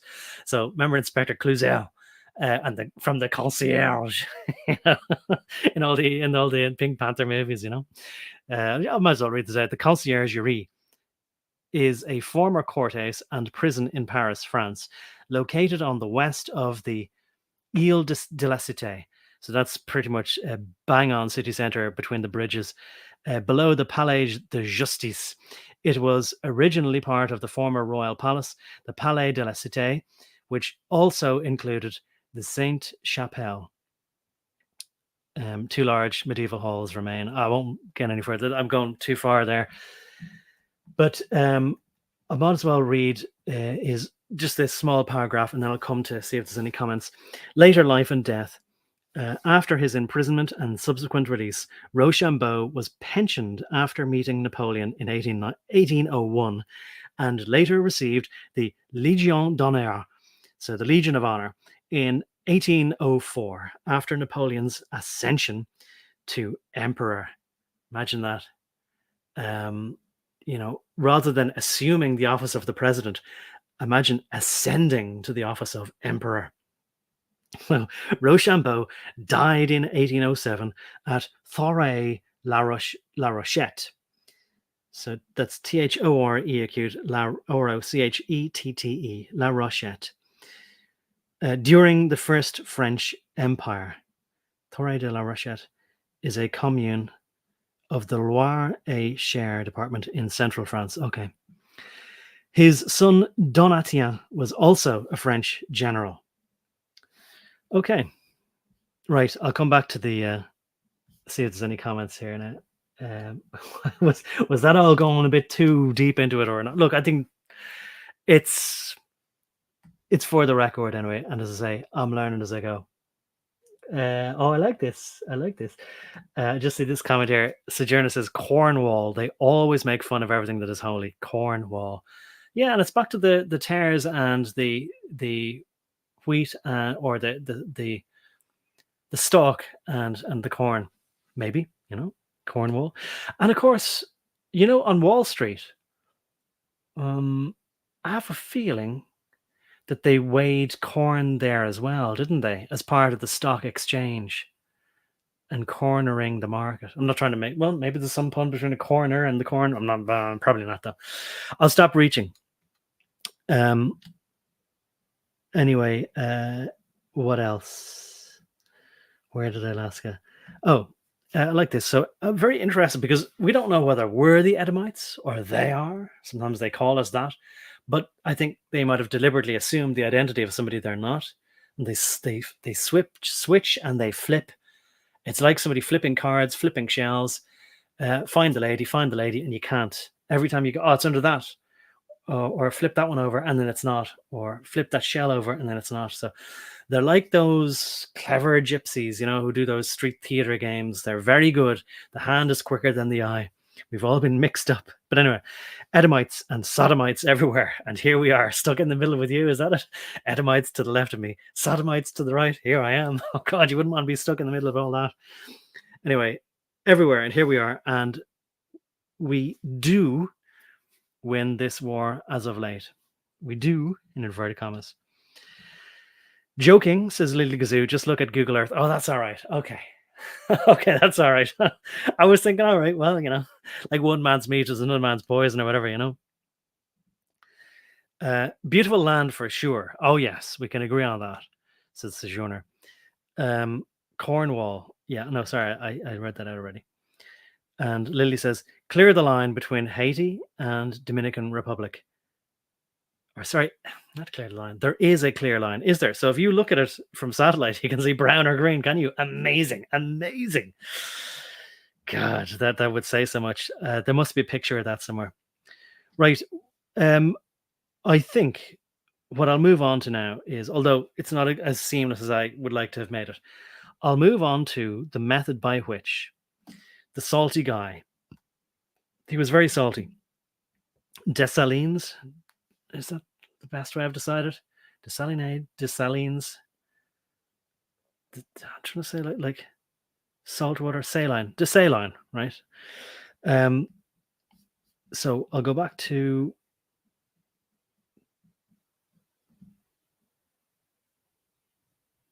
okay. I'll do this part first, I think. For a few months, the island was quiet. So I think we've gone back now to Haiti in 1802, right, to pick it up. So Rochambeau invented a new means. Oh no, I better read this into the record, right? So that was Rochambeau's military record, right? So here's a little bit then of what he did on the island of Haiti, and then we'll get into it, into the rebellion proper and the reprisals and all that. So on the 25th of April, 1802, the situation suddenly changed when, oh God, who's Christophe? Is that Leclerc?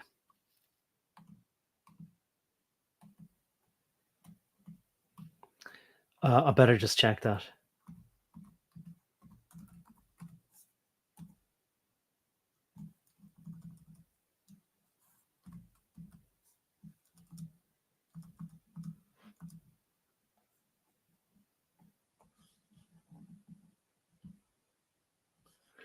Wow, sorry for the dead air there. Search isn't working for me here on the page, but anyway, like I read Christophe, then search for Christophe, I wouldn't find it.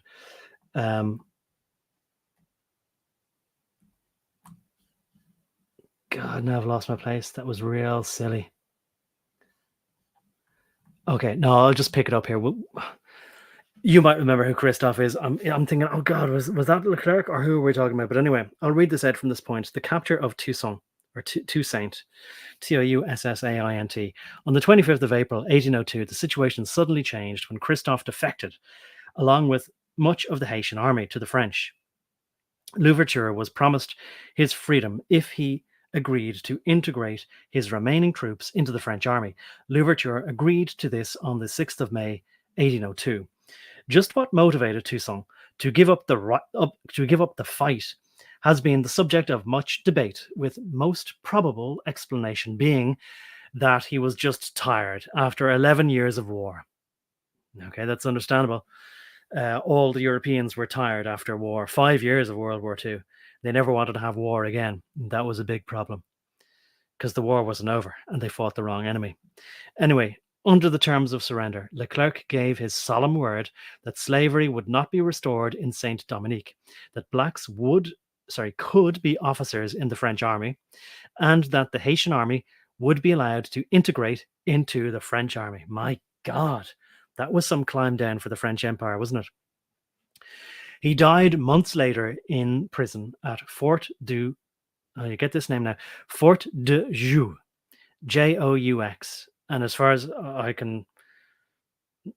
know, JOUX is a game, the Fort of Games. I'm not going to waste too much, but it's JOUX. Anyway, JEU is a game as well, but JOUX. Well, I'll go into it just to see if I'm wrong about the etymology here, if it says it. Fort de Joux, and it's pronounced Joux, later transformed into a fort located in La Cluse-et-Mijou in the Doubs department in the Jura Mountains of France. It commands the mountain pass Cluse de Pontarlier. It doesn't say it. I'll tell you what, I'll just look up. What does JEUX mean?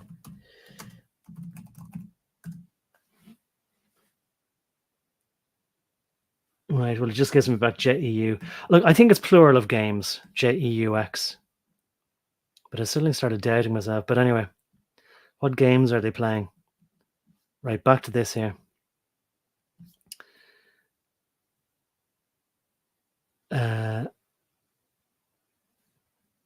I lost my place now again. All right. He died months later in prison at Fort de Joux in the Jura Mountains. Shortly afterwards, the ferocious Dessalines, I'll say Dessalines, rode into Le Cap to submit to France and was rewarded by being made the governor of Saint Mark, a place that Dessalines ruled with his customary cruelty. So like he played the political game. Like he was still in the French Empire here and ascending the ranks while it suited him to be part of the French Empire. So look, again, maybe what we can say about all these people, doesn't matter what side they're on, that it's a rare man that does it for the love of his people and not for his own aggrandizement, primarily, you know? Like that it isn't just his own personal ambition. So just taking a drink of water there. Okay. Shortly afterwards, the ferocious Dessalines rode into Le Cap, as I say, to submit to France and was rewarded by being made the governor of Saint Mark. And he ruled this place with his customary cruelty. So we can take it as read, and there is a note in Wikipedia that leads to some citation of his cruelty, but we'll take it as read anyway that he was cruel. However, the surrender of Christophe Toussaint and Dessalines did not mean the end of the Haitian resistance. Throughout the countryside, excuse me, guerrilla warfare continued, and the French staged mass executions via firing squads, hanging and drowning Haitians in bags. Rochambeau invented a new means of mass execution, which he called, get this now, fumigational sulfurous baths. Well, I never. Haitian yellow rather than Prussian blue. Killing hundreds of Haitians in the holds of ships by burning sulfur to make sulfur dioxide to gas them. And I have seen that, by the way, now that I think I mentioned Lost already. Well, in Lost, I am pretty sure that the ship, one of the ships that was marooned on the island in a sort of a flashback, the ship was called the Black Rock, and it was marooned on the island in, you know, what looks like 1700s, 1800s. And the slaves were all manacled to the oars below deck. And yes, I think they were fumigated with sulfur dioxide. So there's nothing new under the sun, and they always, throw around these accusations of what they know they've done to each other. And another thing I'll say is, not that I witnessed stuff personally. I mean, I witnessed a lot of stuff personally in South Africa, but nothing that was particularly horrific, let's say. But while I was there, I heard a lot of stories which were corroborated, and I read stories in the standard newspapers and things like that. And the level of cruelty requires such an inventiveness and ingenuity. I would never have thought of the things, not in a million years, of the sort of, as I say, it's not just cruelty. There's a genius behind it. There is a capacity for inventing new ways of visiting cruelty on people that is just, I'm not trying to do a humble brag here, but it was mind-blowing to me that I never thought that I would ever have thought of those things, and yet it seems to come so naturally to others. To some others, anyway, and to the point where I've mentioned it a few times about these kind of things that I'm not going to be any more specific about what they were, because it's the kind of imagery that once you get in your mind, it is nightmare stuff. But anyway, like you could give somebody a mortal fear for the rest of their life about stuff. And a lot of these guys seem to be very good at creating cruelty or thinking up methods of cruelty and mass cruelty. Anyway. War of Independence is the title here and I'm on the Wikipedia page, called the Haitian Revolution, War of Independence. So this section called the War of Independence, it says for a few months, and I think we're getting close to what Dessalines did anyway. Close enough. I'll pause there, just check for any comments actually, and I'll come back to this.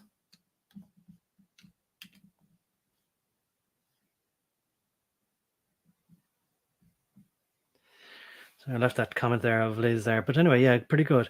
1802 is 222 years ago. I'm listening. Yeah. Good on you. And she says, the Jack is the joke. Right, Jack is a joke. And John is Jack, isn't he? Amazing. The Joker.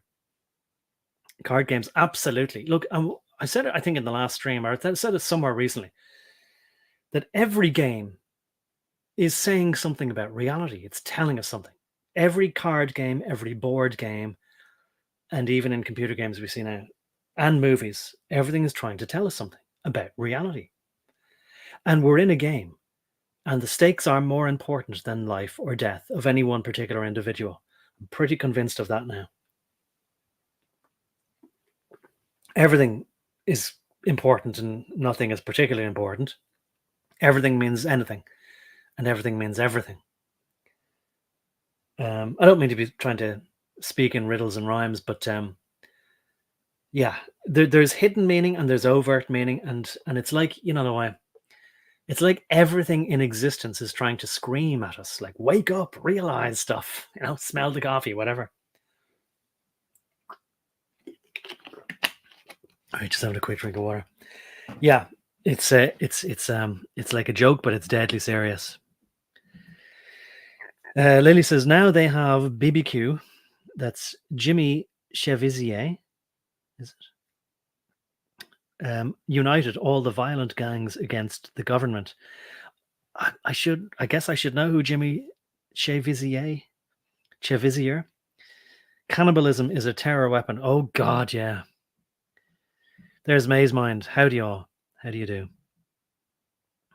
And salute to you. Port Salut. A hearty salute from Port Salut.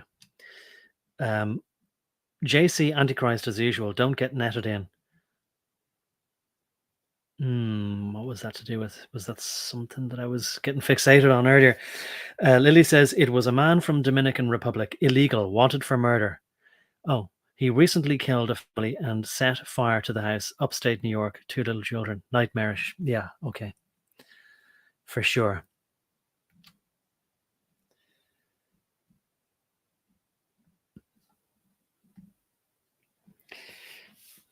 And Sojourner says, stakes are high right now. We are the ones who say, wake up. Yeah. Excuse me. Okay. I'll get back to 1802. And when things take a bit of a turn. The turn.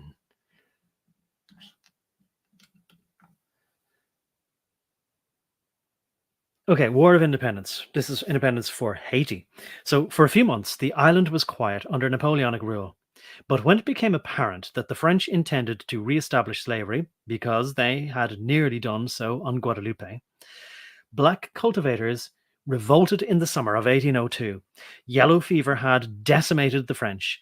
By the middle of July 1802, the French had lost about 10,000 dead to yellow fever. By September, Leclerc wrote in his diary that he had only 8,000 fit men left, as yellow fever had killed the others. You can just imagine him writing that in his diary. In 1802, Napoleon added a Polish legion of around 5,200 to the forces sent to Saint Dominique to fight off the slave rebellion. However, the Poles were told that there was a revolt of prisoners in Saint Dominique. Upon arrival and the first fights, the Polish soldiers soon discovered that what was actually taking place in the colony was a rebellion of slaves fighting off their French masters for their freedom. They always lie to you in corporate. They always say, we just need to send you over to this place to do this small, simple task. I'd do it, only I have a prior business engagement. And what they're either which way, like if you fail, then that's a win for them. If you succeed, then they'll take credit for it, you know. I just see a parallel there. But anyway, so during this time, there was a familiar situation going on back in their homeland. as these Polish soldiers were fighting for their liberty from the occupying forces of Russia, Prussia, and Austria that began in 1772. Right. And they probably got there and went, oh my God, what are we doing here? Why are we getting involved in this? We should be at home. Anyway, many Poles believed that if they fought for France, Bonaparte would reward them by restoring Polish independence, which had been ended with the Third Partition of Poland in 1795. Jeez, like there's always a further back reason for things, isn't there? As hopeful as the Haitians, many Poles were seeking union amongst themselves to win back their freedom and independence by organizing an uprising. I'm thinking of Solidarnosc, like solidarity, but anyway. As a result, many Polish soldiers admired their opponents to eventually turn on the French army and join the Haitian slaves. Oh my God, disaster! Disaster! Polish soldiers participated in the Haitian Revolution of 1804, contributing to the establishment of the world's first free black republic and the first independent Caribbean state. God, and as one domino falls, so will would the others then, I suppose. Haiti's first head of state, Jean-Jacques Dessalines, called Polish people the white Negroes of Europe. Uh-oh. Right, well, we're this far into the stream. I mentioned it once. I might get away with it.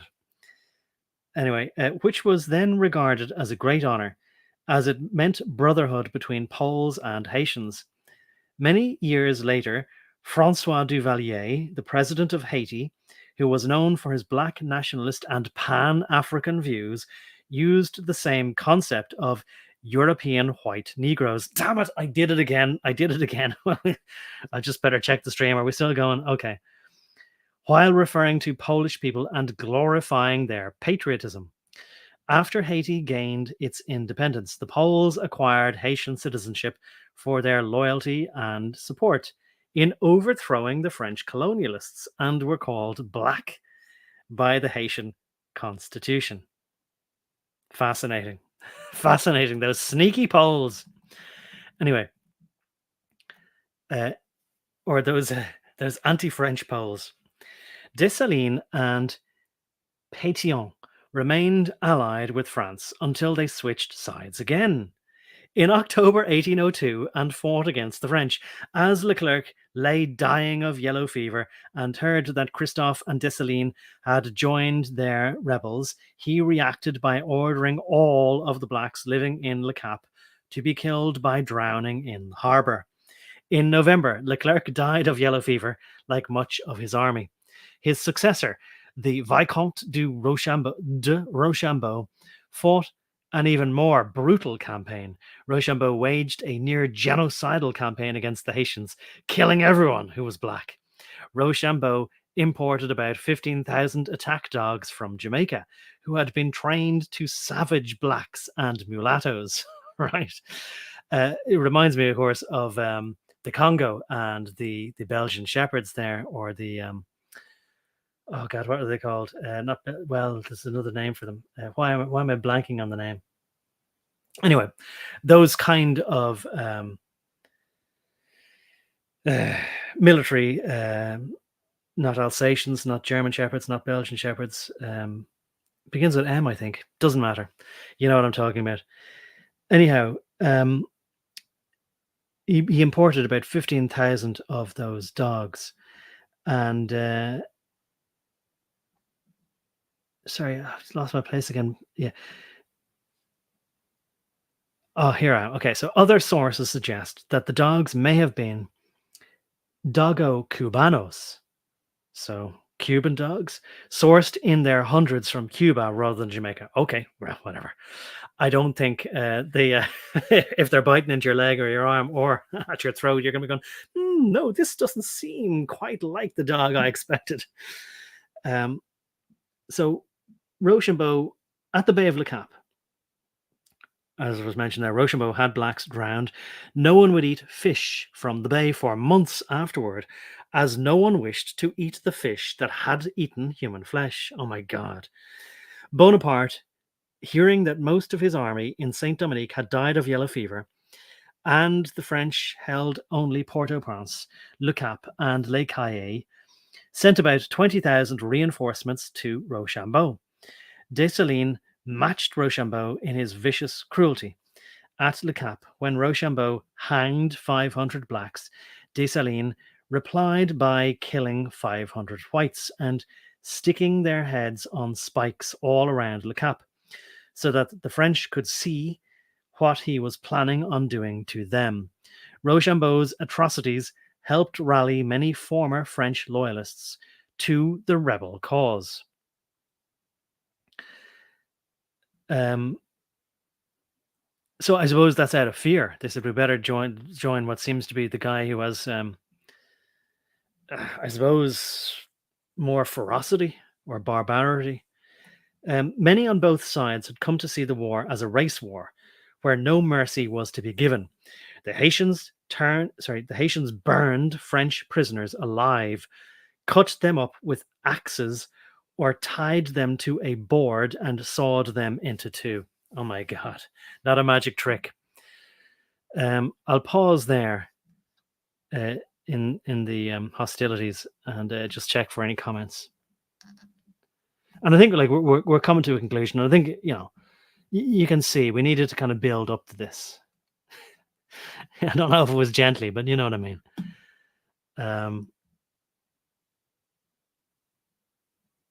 Okay. Am I still going? I think yes. Okay. I think it looks like we're still alive. Still going live. Okay. During this time, the North came against them. I see. Okay. So, like, are we talking about that there was an internal civil war on the North American continent in the early 1800s, let alone the middle 1800s? Maybe the Civil War had been brewing, or it wasn't just. But oh God, what was the Civil War again? Was it 1860 to 64? Oh, I'm gonna have to look that up now as well. Oh God, I'm so sorry. Oh my God.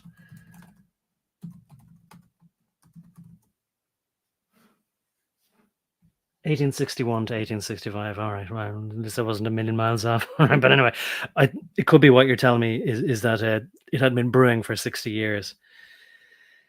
And as always happens, you throw off the oppressor, and then there's wars within. Right. I don't see any of the comments there, so I'll move on, and maybe we'll get to the denouement. I'm trying to use a French word, like I don't know why it's that. It seems appropriate anyway, and still live. Thanks, Lily, appreciate it. But get to the bone-chilling conclusion of all this barbarity.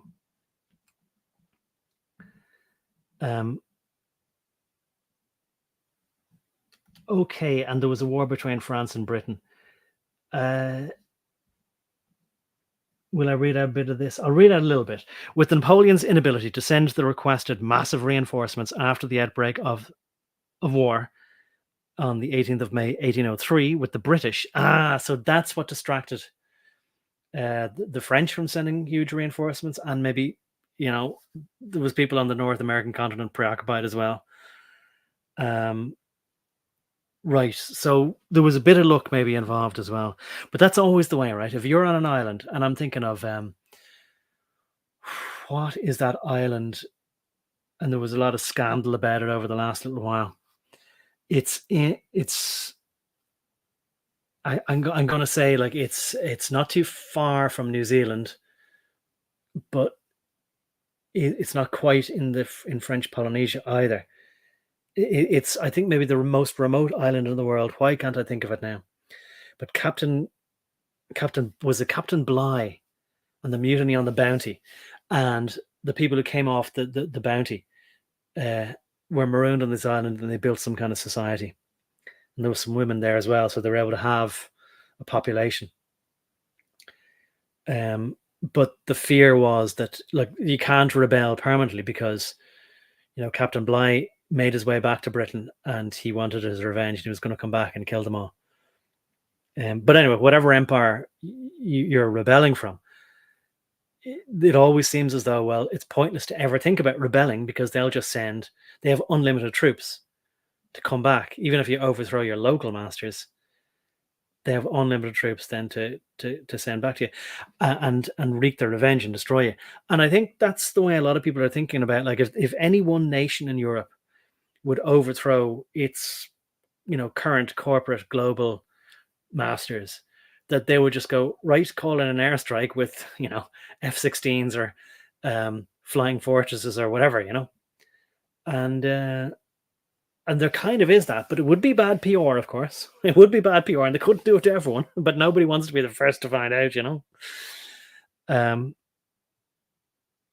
Anyway, I'll read just a little bit of this out between the war between France and Britain. So, May 1803, with the British, the Royal Navy immediately dispatched a squadron under St. John Duckworth from Jamaica to cruise in the region, seeking to eliminate communication between the French outposts and to capture or destroy the French warships based in the colony. So, yeah, taking advantage of the fact that a age-old enemy was not having a good time. Oh, God. Isn't it amazing? No solidarity between the European nations. Seeking to eliminate, sorry, I read that out.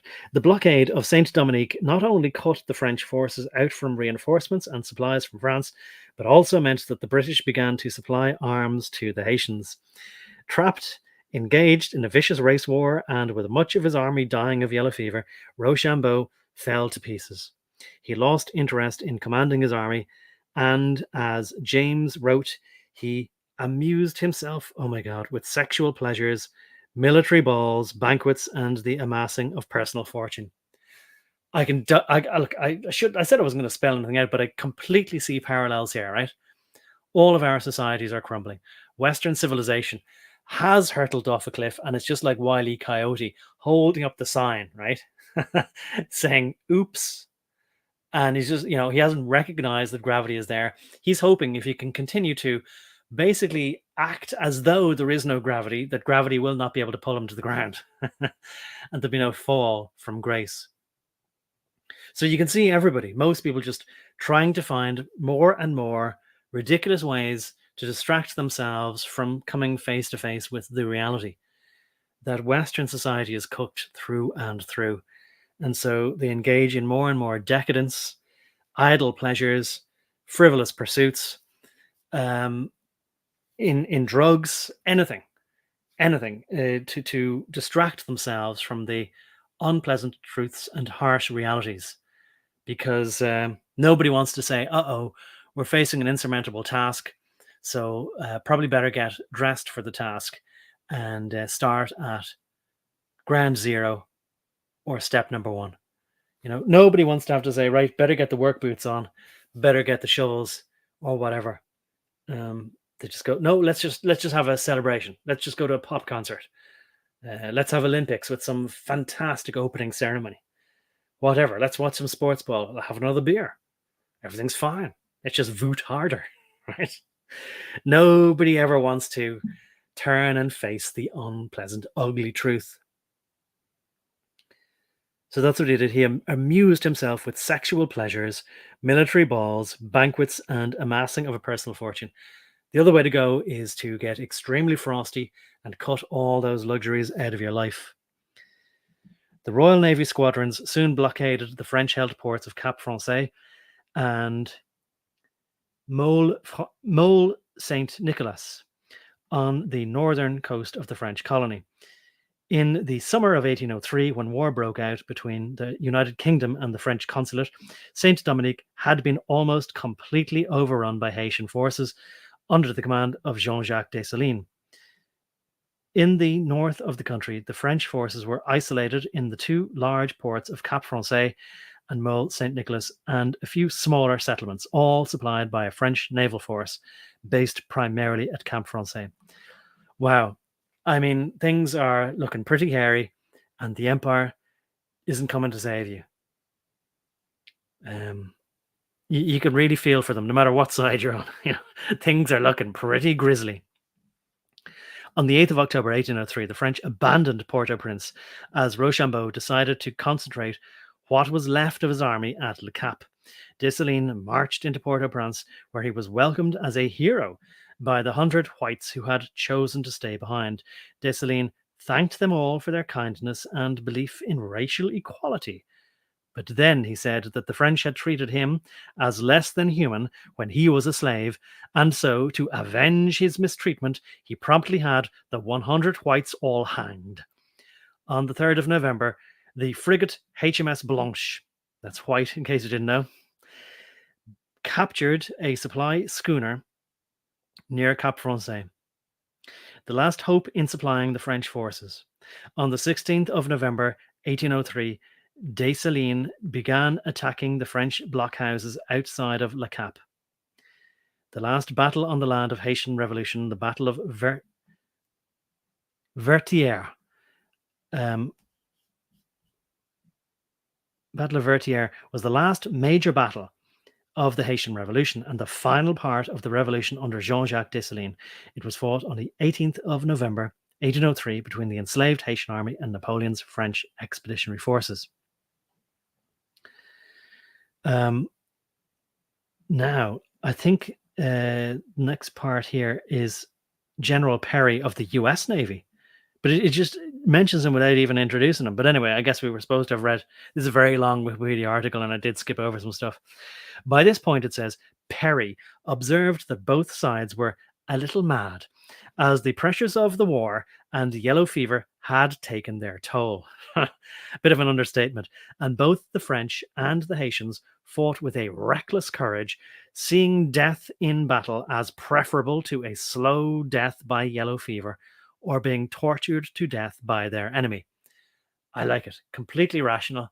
And I like when people sort of say, right, I'll choose the quickest method. I'd rather not prolong the suffering, if you wouldn't mind. Thanks very much. And also, there's a bit more nobility in going out in battle than a, I suppose, inglorious exit through yellow fever. You know, it's the dying on your feet rather than on your knees type idea. Right, I'll pause there for a moment, just check. I'll take a drink of water and I'll check for any comments.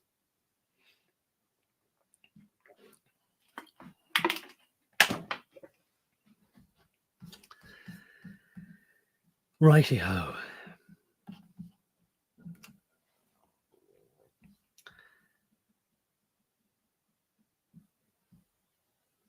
Speaking of the islands, Sojourner says Epstein. But yeah, I think that's the one I was thinking of. Thank you very much. Pitcairn Island, still inbred, says Lily. Thanks for that. Really appreciate it. And just as Sojourner says, idolatry to the max. Let's be entertained. Yes.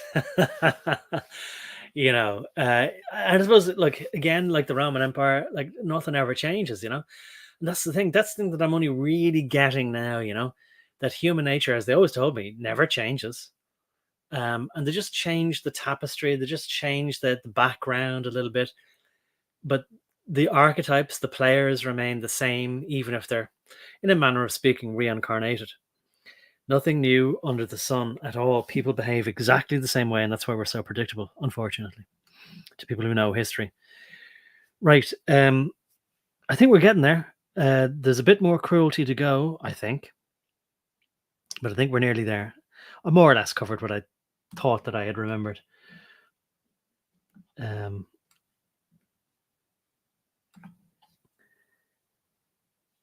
Okay, so Rochambeau, seeing defeat inevitable, procrastinated until the last possible moment, but eventually was forced to surrender to the British commander. By the end of the month, the garrison was, I mean, talk about taking advantage of an enemy who's fallen in hard times, you know. Anyway, by the end of the month, the garrison was starving, having reached the conclusion at a council of war that surrender was the only way to escape from this place of death. Oh God, the poor... I won't say it, but you know, the poor Frenchman. What can I say? Les pauvres mignons. That's or just les pauvres. So by the end of the month, the garrison was starving, having reached the conclusion. Oh, I read all that. Sorry. To escape from this place of death, la place de mort. Commodore Loring, however, refused the French permission to sail and agreed terms with Dessalines that permitted them to safely evacuate, provided that they had left the port by 1st of December. On the night of 30th of November 1803, 8,000 French soldiers and hundreds of white civilians boarded the British ships to take them away. Wow. Having to go, I mean, but again, isn't it amazing? The British are sort of saying, like, yeah, okay, we'll rescue you. Amazing at the same time, isn't it? One of Rochambeau's ships was almost wrecked while leaving the harbour. Jeez, I forgot about that. There could be rough waters as well as soon as you get out of the harbour.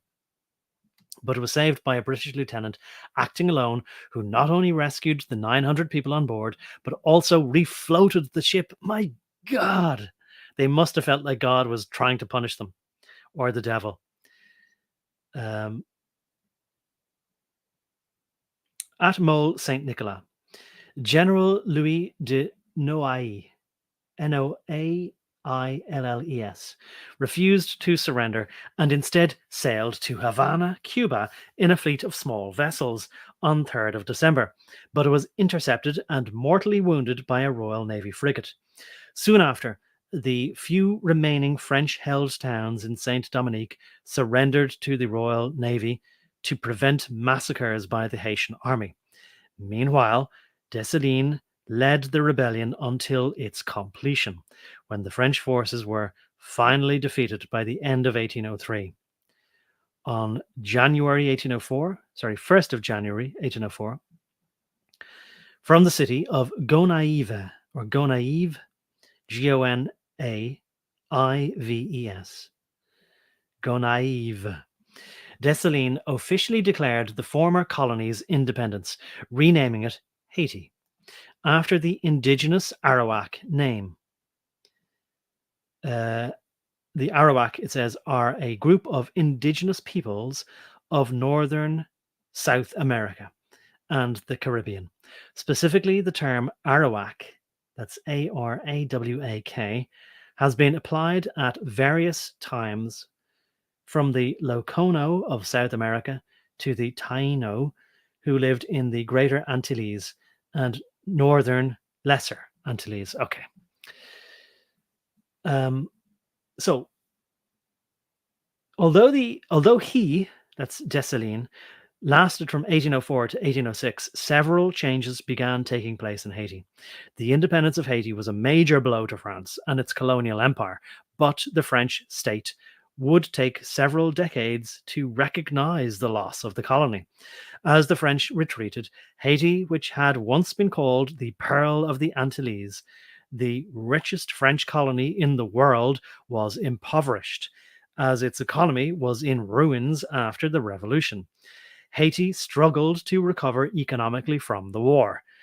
The Haitians had paid a high price for their freedom, losing about 200 dead between 1791 and 1803. And unlike the majority of the European dead who were killed by yellow fever, the majority of the Haitian dead were the victims of violence. I'll just pause there and I'll just load up, I think, where I want to go next.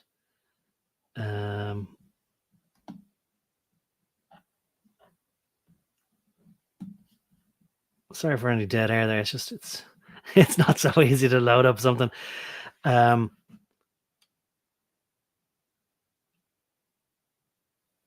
Okay, so okay, yeah, I'll come back and just check for a few comments now, and then I'll look for I think what's going to be the last part, and we'll wrap it up then.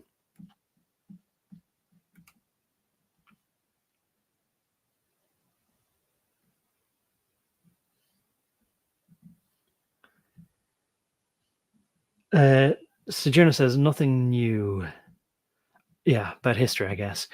And so I guess we'll have to do a topic in this another time, but I don't think we can really do any meaningful discussion on this on YouTube. And so I'd invite you to come over to X and we'll talk all about it then. So, but the question is, and sincere question, you're saying, is that what you're saying? Like to me or to anyone in general? Do you really think the promised land is in the Middle East? Well, I don't know. And I mean, it could be anywhere. It could be once the pole shifts again in Greenland, or not Greenland, the Antarctic becomes green again. Maybe it's there. I don't know. Somewhere beyond the pole. There's, I think, California. There was a TV series or there was a book. Maybe it was both. Wasn't it called East of Eden? And I think some people think California is the promised land. So I imagine the answer will be like there's several answers, or it depends on your perspective. And from whose perspective are we talking about? The way, look, I think I'll venture as far as saying this. Some people say the Greater Promised Land. I'll call it the Greater Promised Land Project. Some people say that's just nonsense, or it's a trick for us to believe that. No, I think that's so completely obvious, and that's what they're doing in the Ukraine at the moment. And they want to reorient the center of the world to be in that area there, which it was traditionally like the crossing point between Africa, Asia, and Europe. And they want to be at the center of things there. And going by their character, the reason it makes total sense, the reason why they want to be at the center of things is to be at the crossroads, literally, of all trade in the world.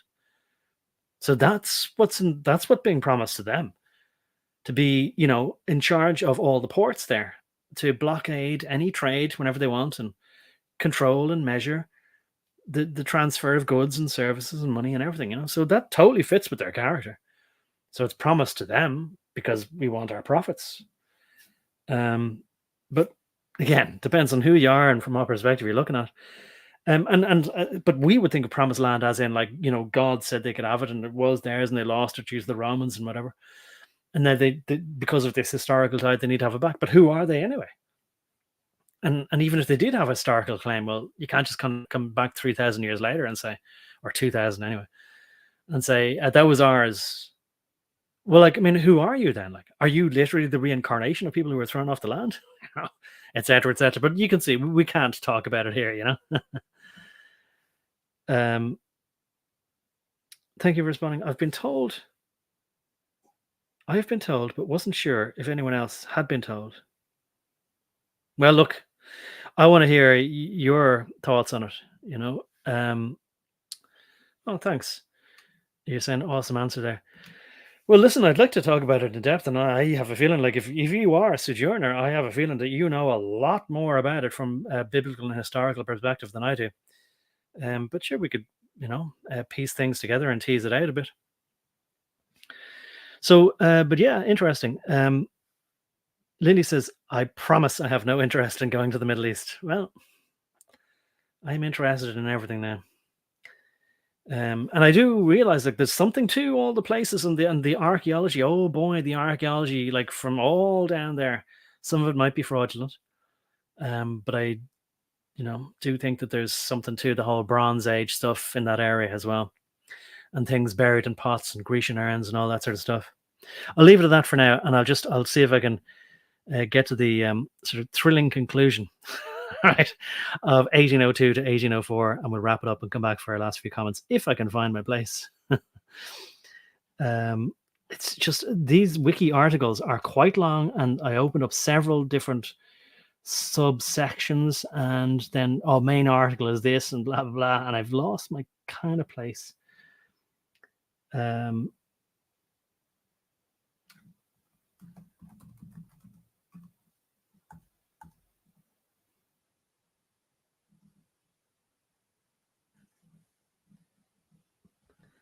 Yeah, so I'm going to try and, if you don't mind, there might be a little bit of silence there.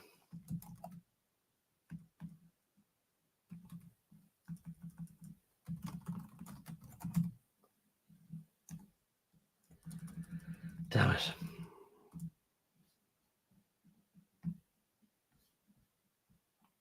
Right. Okay. I think this is what I was going to read out. And this is then, the picture of it's an 1806 picture. What I have there is sort of superimposed on a, little bit of a map of Haiti, or partial map of Haiti showing Port-au-Prince there. That's an 1806 engraving of Jean-Jacques Dessalines. And of course, he's got a French name. It's weird, isn't it?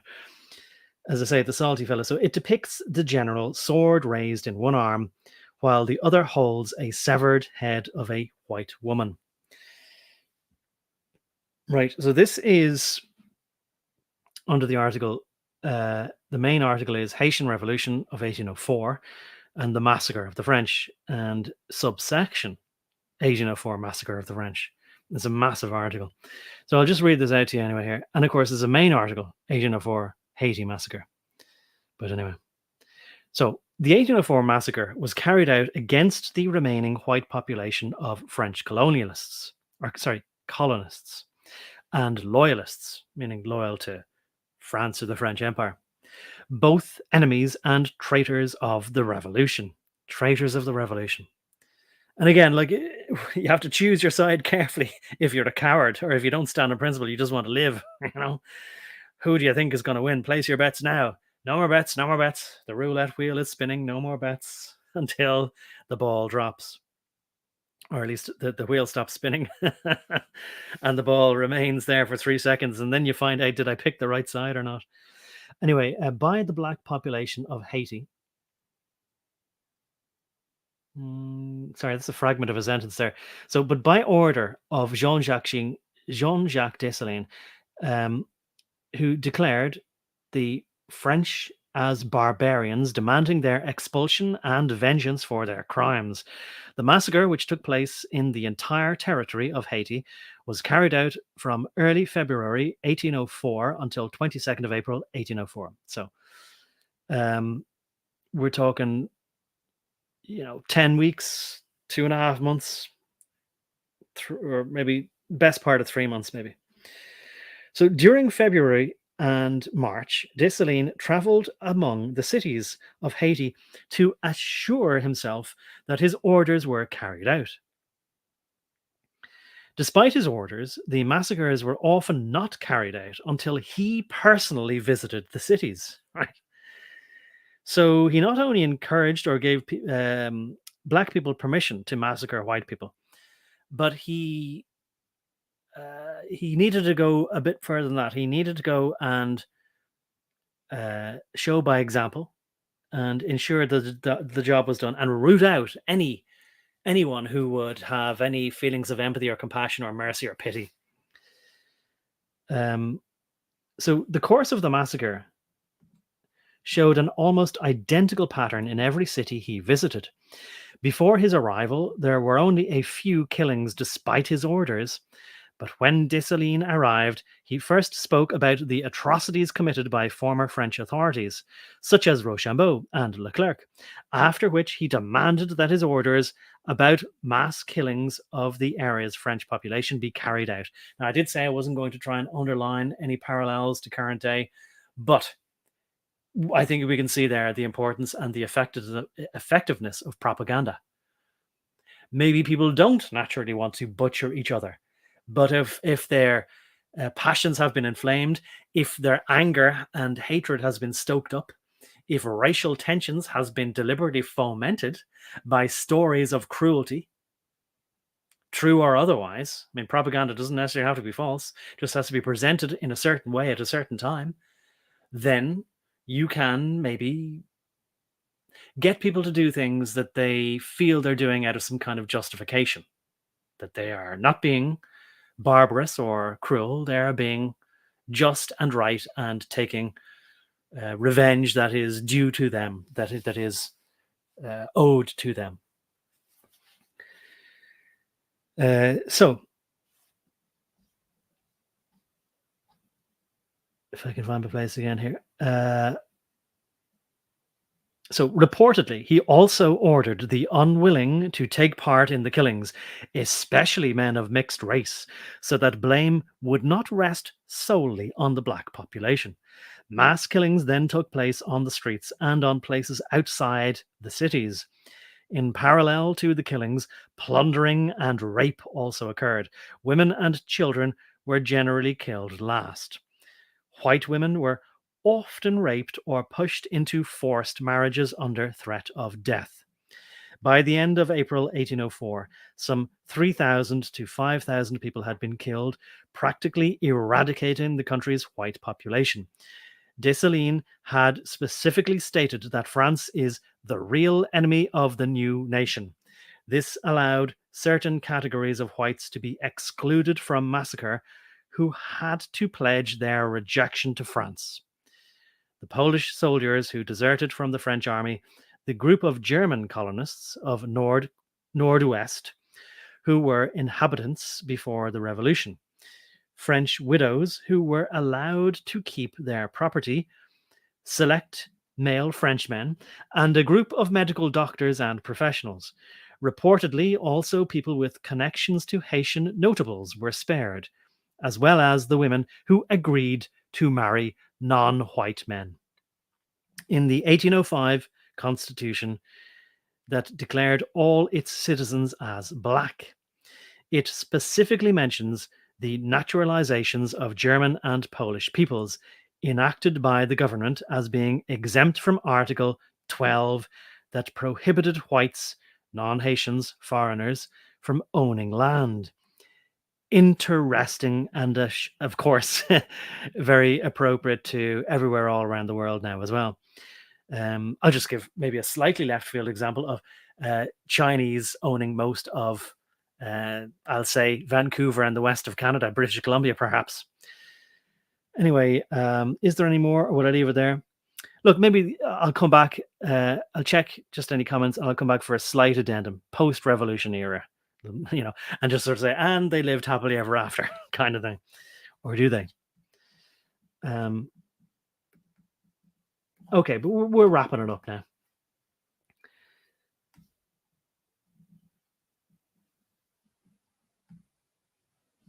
So Sojourner says, I appreciate this chat, was having a bad day and thus brought me strength.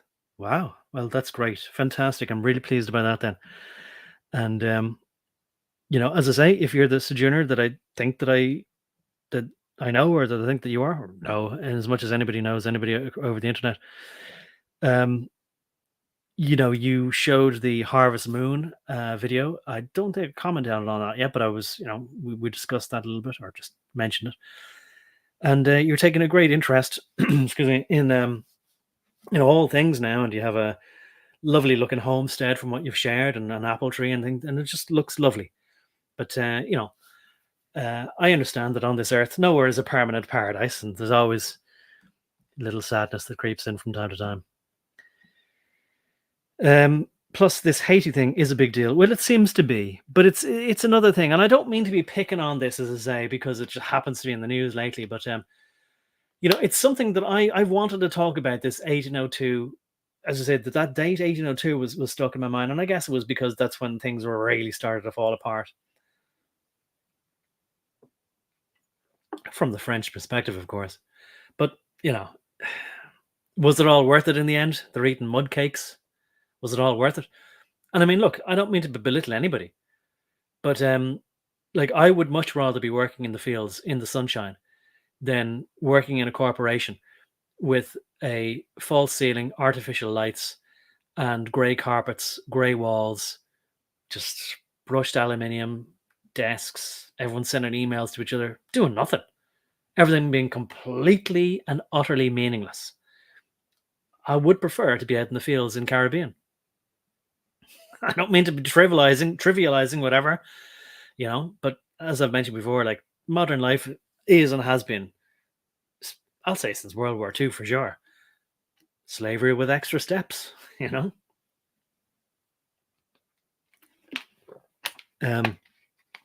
Anyway, I'll wrap it up now, and I'll see what I'll see if there's something in the sort of aftermath that we can just put a little bow on things and say, and that's the rest. The rest, as we know, is history. Right? Or somehow we got to present day mud cakes. and then I'll come back to you just to say goodbye.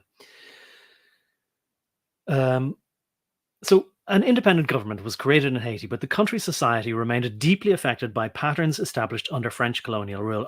The legacy of colonialism. Okay. As in other French colonial societies, a class of free people of color had developed after centuries of French rule here. Many planters or young unmarried men had relations with African or Afro-Caribbean women, sometimes providing for their freedom and that of their children, as well as providing for education of the mixed-race children, especially the boys. Some were sent to France for education and training. Amazing. And some joined the French military. The mulattoes who returned to Saint Dominique became the elite of the people of color. As an educated class used to be the French political system, as an educated class used, as in habituated to the French political system, they became the elite of Haitian society after the war's end. Many of them had used their social capital to acquire wealth, and some already owned land. Some had identified more with the French colonists than the slaves. Many of the free people of color, by contrast, were raised in French culture, had certain rights within colonial society, and generally spoke French and practiced Catholicism with syncretic absorption of African religions. So that's the fusion of Creole, Voodoo, and Christianity there.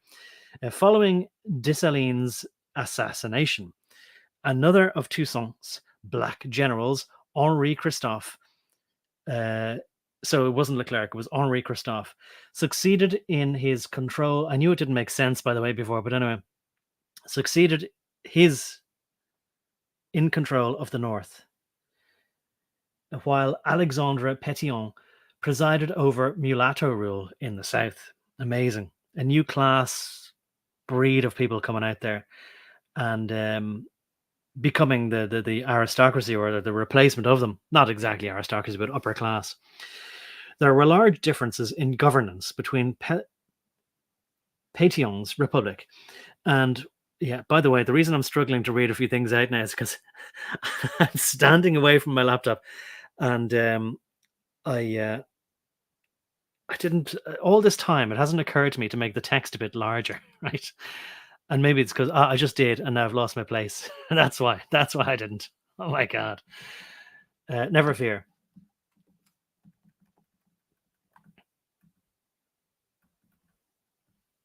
God, there's a load that I could have read out and I didn't. And I have good and proper lost my place by doing that. My God.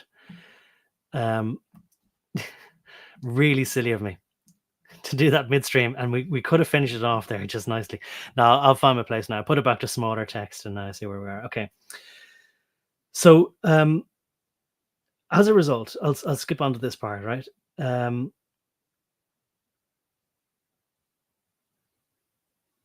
No, sorry. I skipped a part there, but I have to go back.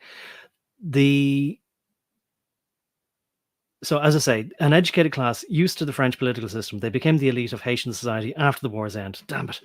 Already read that out. Some identified more with the French colonists than the slaves. Many of the free people of color, by contrast, were raised in French culture. Sorry, on to the next one. Following Dessalines' assassination. So that's how he died. Isn't it amazing? Live by the sword, die by the sword. Literally there. I mean, people, if that's not where the phrase came from, I don't know, I guess it can't have been. But people would have looked at that and said, all right, if he's chopping off heads of women, 2 years later, he loses his own head. My God. Amazing, isn't it? Anyway, another of Toussaint's black generals, Henri Christophe, succeeded in his control of the north, while Alexandre Pétion presided over mulatto rule in the south. I know I've read this out, sorry.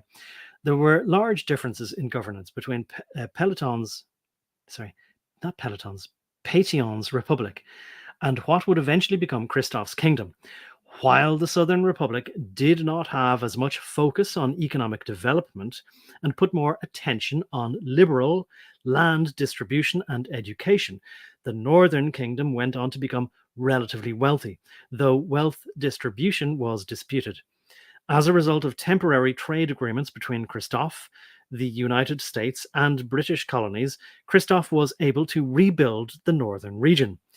There were large investments in education and public works, military infrastructure, and many chateaux, the most notable being the Sans Souci Palace in Milot. That's Milot.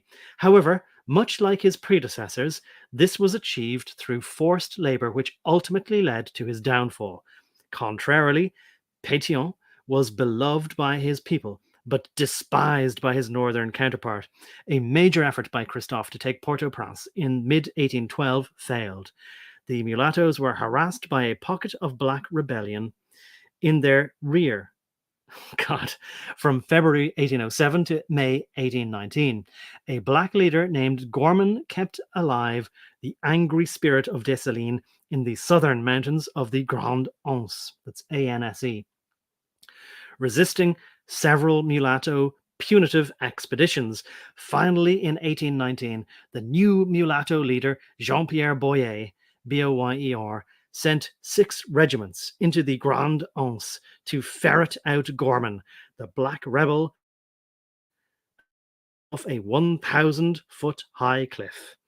In 1820, the island nation was finally reunified when Christophe, ill and surrounded by new rebellions, killed himself. Boyer, with 20,000 troops, marched into Cap Haitien, the northern capital, shortly afterwards to establish his power over all of Haiti. Not too long after, Boyer was able to secure cooperation with the general of the neighboring Spanish Haiti. And in February 1822 began a 22-year-long unification with the eastern state. Well, look, there's clearly a lot more to this because, how it became divided right down the middle with a line and everything that has happened since. And I suppose American involvement in the Dominican Republic and Haiti as well. But I guess we'll just have to leave it there and just assume that they all had a happy ever after. But the legacy of colonialism was just too much, right? I'm being a bit sarcastic there. But anyway, look, there's a lot of interesting ramifications that come out of all that, not least that there was a new group of people then, the mulattoes. And good God, I've been saying a few verboten words, but I'm just kind of, we're still live, and we'll see how YouTube treats this. Last time I did a live there, last week, this day last week, I think it was, as Jack pointed out to me, very interestingly, the numbers maybe the day afterwards or shortly afterwards was something like 180. And then maybe 24 hours afterwards, the numbers of that had viewed it went down to something like 80, which was strange. But, not that I'm complaining, whatever. I'm just happy to be on YouTube still. But it might be interesting to see how this went on because, there's a few little dicey words there, right? But I think I'll get away with it. All right. So, did I put this one right? Oh yeah, no, that was there. And okay, so I'll wrap things up now. So as ever, coming into the last minute or so. Sojourner says there, thanks for the readout on history of them. Okay, well, my pleasure, and I'm still learning. And I meant over the last 5 to 7 years to look into more of this, and I just probably never got around to it. I'm not like Lily. I never finish a book properly, and I never finish an investigation into anything properly. I flit from one thing to another like a gadfly, all right? And look, I'm just kind of, putting the general picture together like we all are. But look, I really appreciate that you were here. It was fantastic that the two of you mostly kept me company and everybody else who made a comment. So I'll just talk for a little bit while I'm wrapping it up. And if there's any last comments, I'll read them out. Otherwise, if they come in after I say end stream, I might be able to respond if I'm quick enough in the comments. But look, as always, there seems to be things that we can learn from history about current day. And as I say, Haiti was in the news, so if it's real, and it seems to be what they're doing to the cats and dogs, then, I mean, we're in big trouble, right? Especially if there's any of this feeling of, well, we are owed something from you. And there's still a 222-year feud going on that most people weren't even aware of. You know, that there's, you might even call it, there's a blood libel that's gone on. I think people would want to get wise to the program now and understand that not everybody's going to be friendly to them. And a lot of people might have been told things, that we're all the French, or we're all the Romans, or whoever they've been told that we are. And that, when they say, like, fail to learn the lessons of history at your peril. Well, I mean, it can't get any more meaningful than that if you're just walking out in the street to go, oh, hello, you're a new American, are you? Or whatever, you're here to work in I mean, you're here to help us with, things could get particularly dicey now. So yeah, keep your head in the swivel and don't be naive anymore. Not everyone's going to be, friendly disposed, and they're not always going to be as. I think that thing with the baked cookies, I think that's not quite representative of who they are all the time either. It's most odd. So look, I'll leave it at that. Thanks everybody for listening, either live or on the playback, and hopefully before too long there'll be another one. One thing that I'll just say this as an end. I did mean to go back to revisit South Africa, figuratively speaking, to do a second run or continuation of I think really just introduced the idea of Nelson Mandela from the Mandela effect. And I did want to get into South African politics in the let's say from the school days of Nelson Mandela on up to, let's say, 1990 and 1994, to cover that period.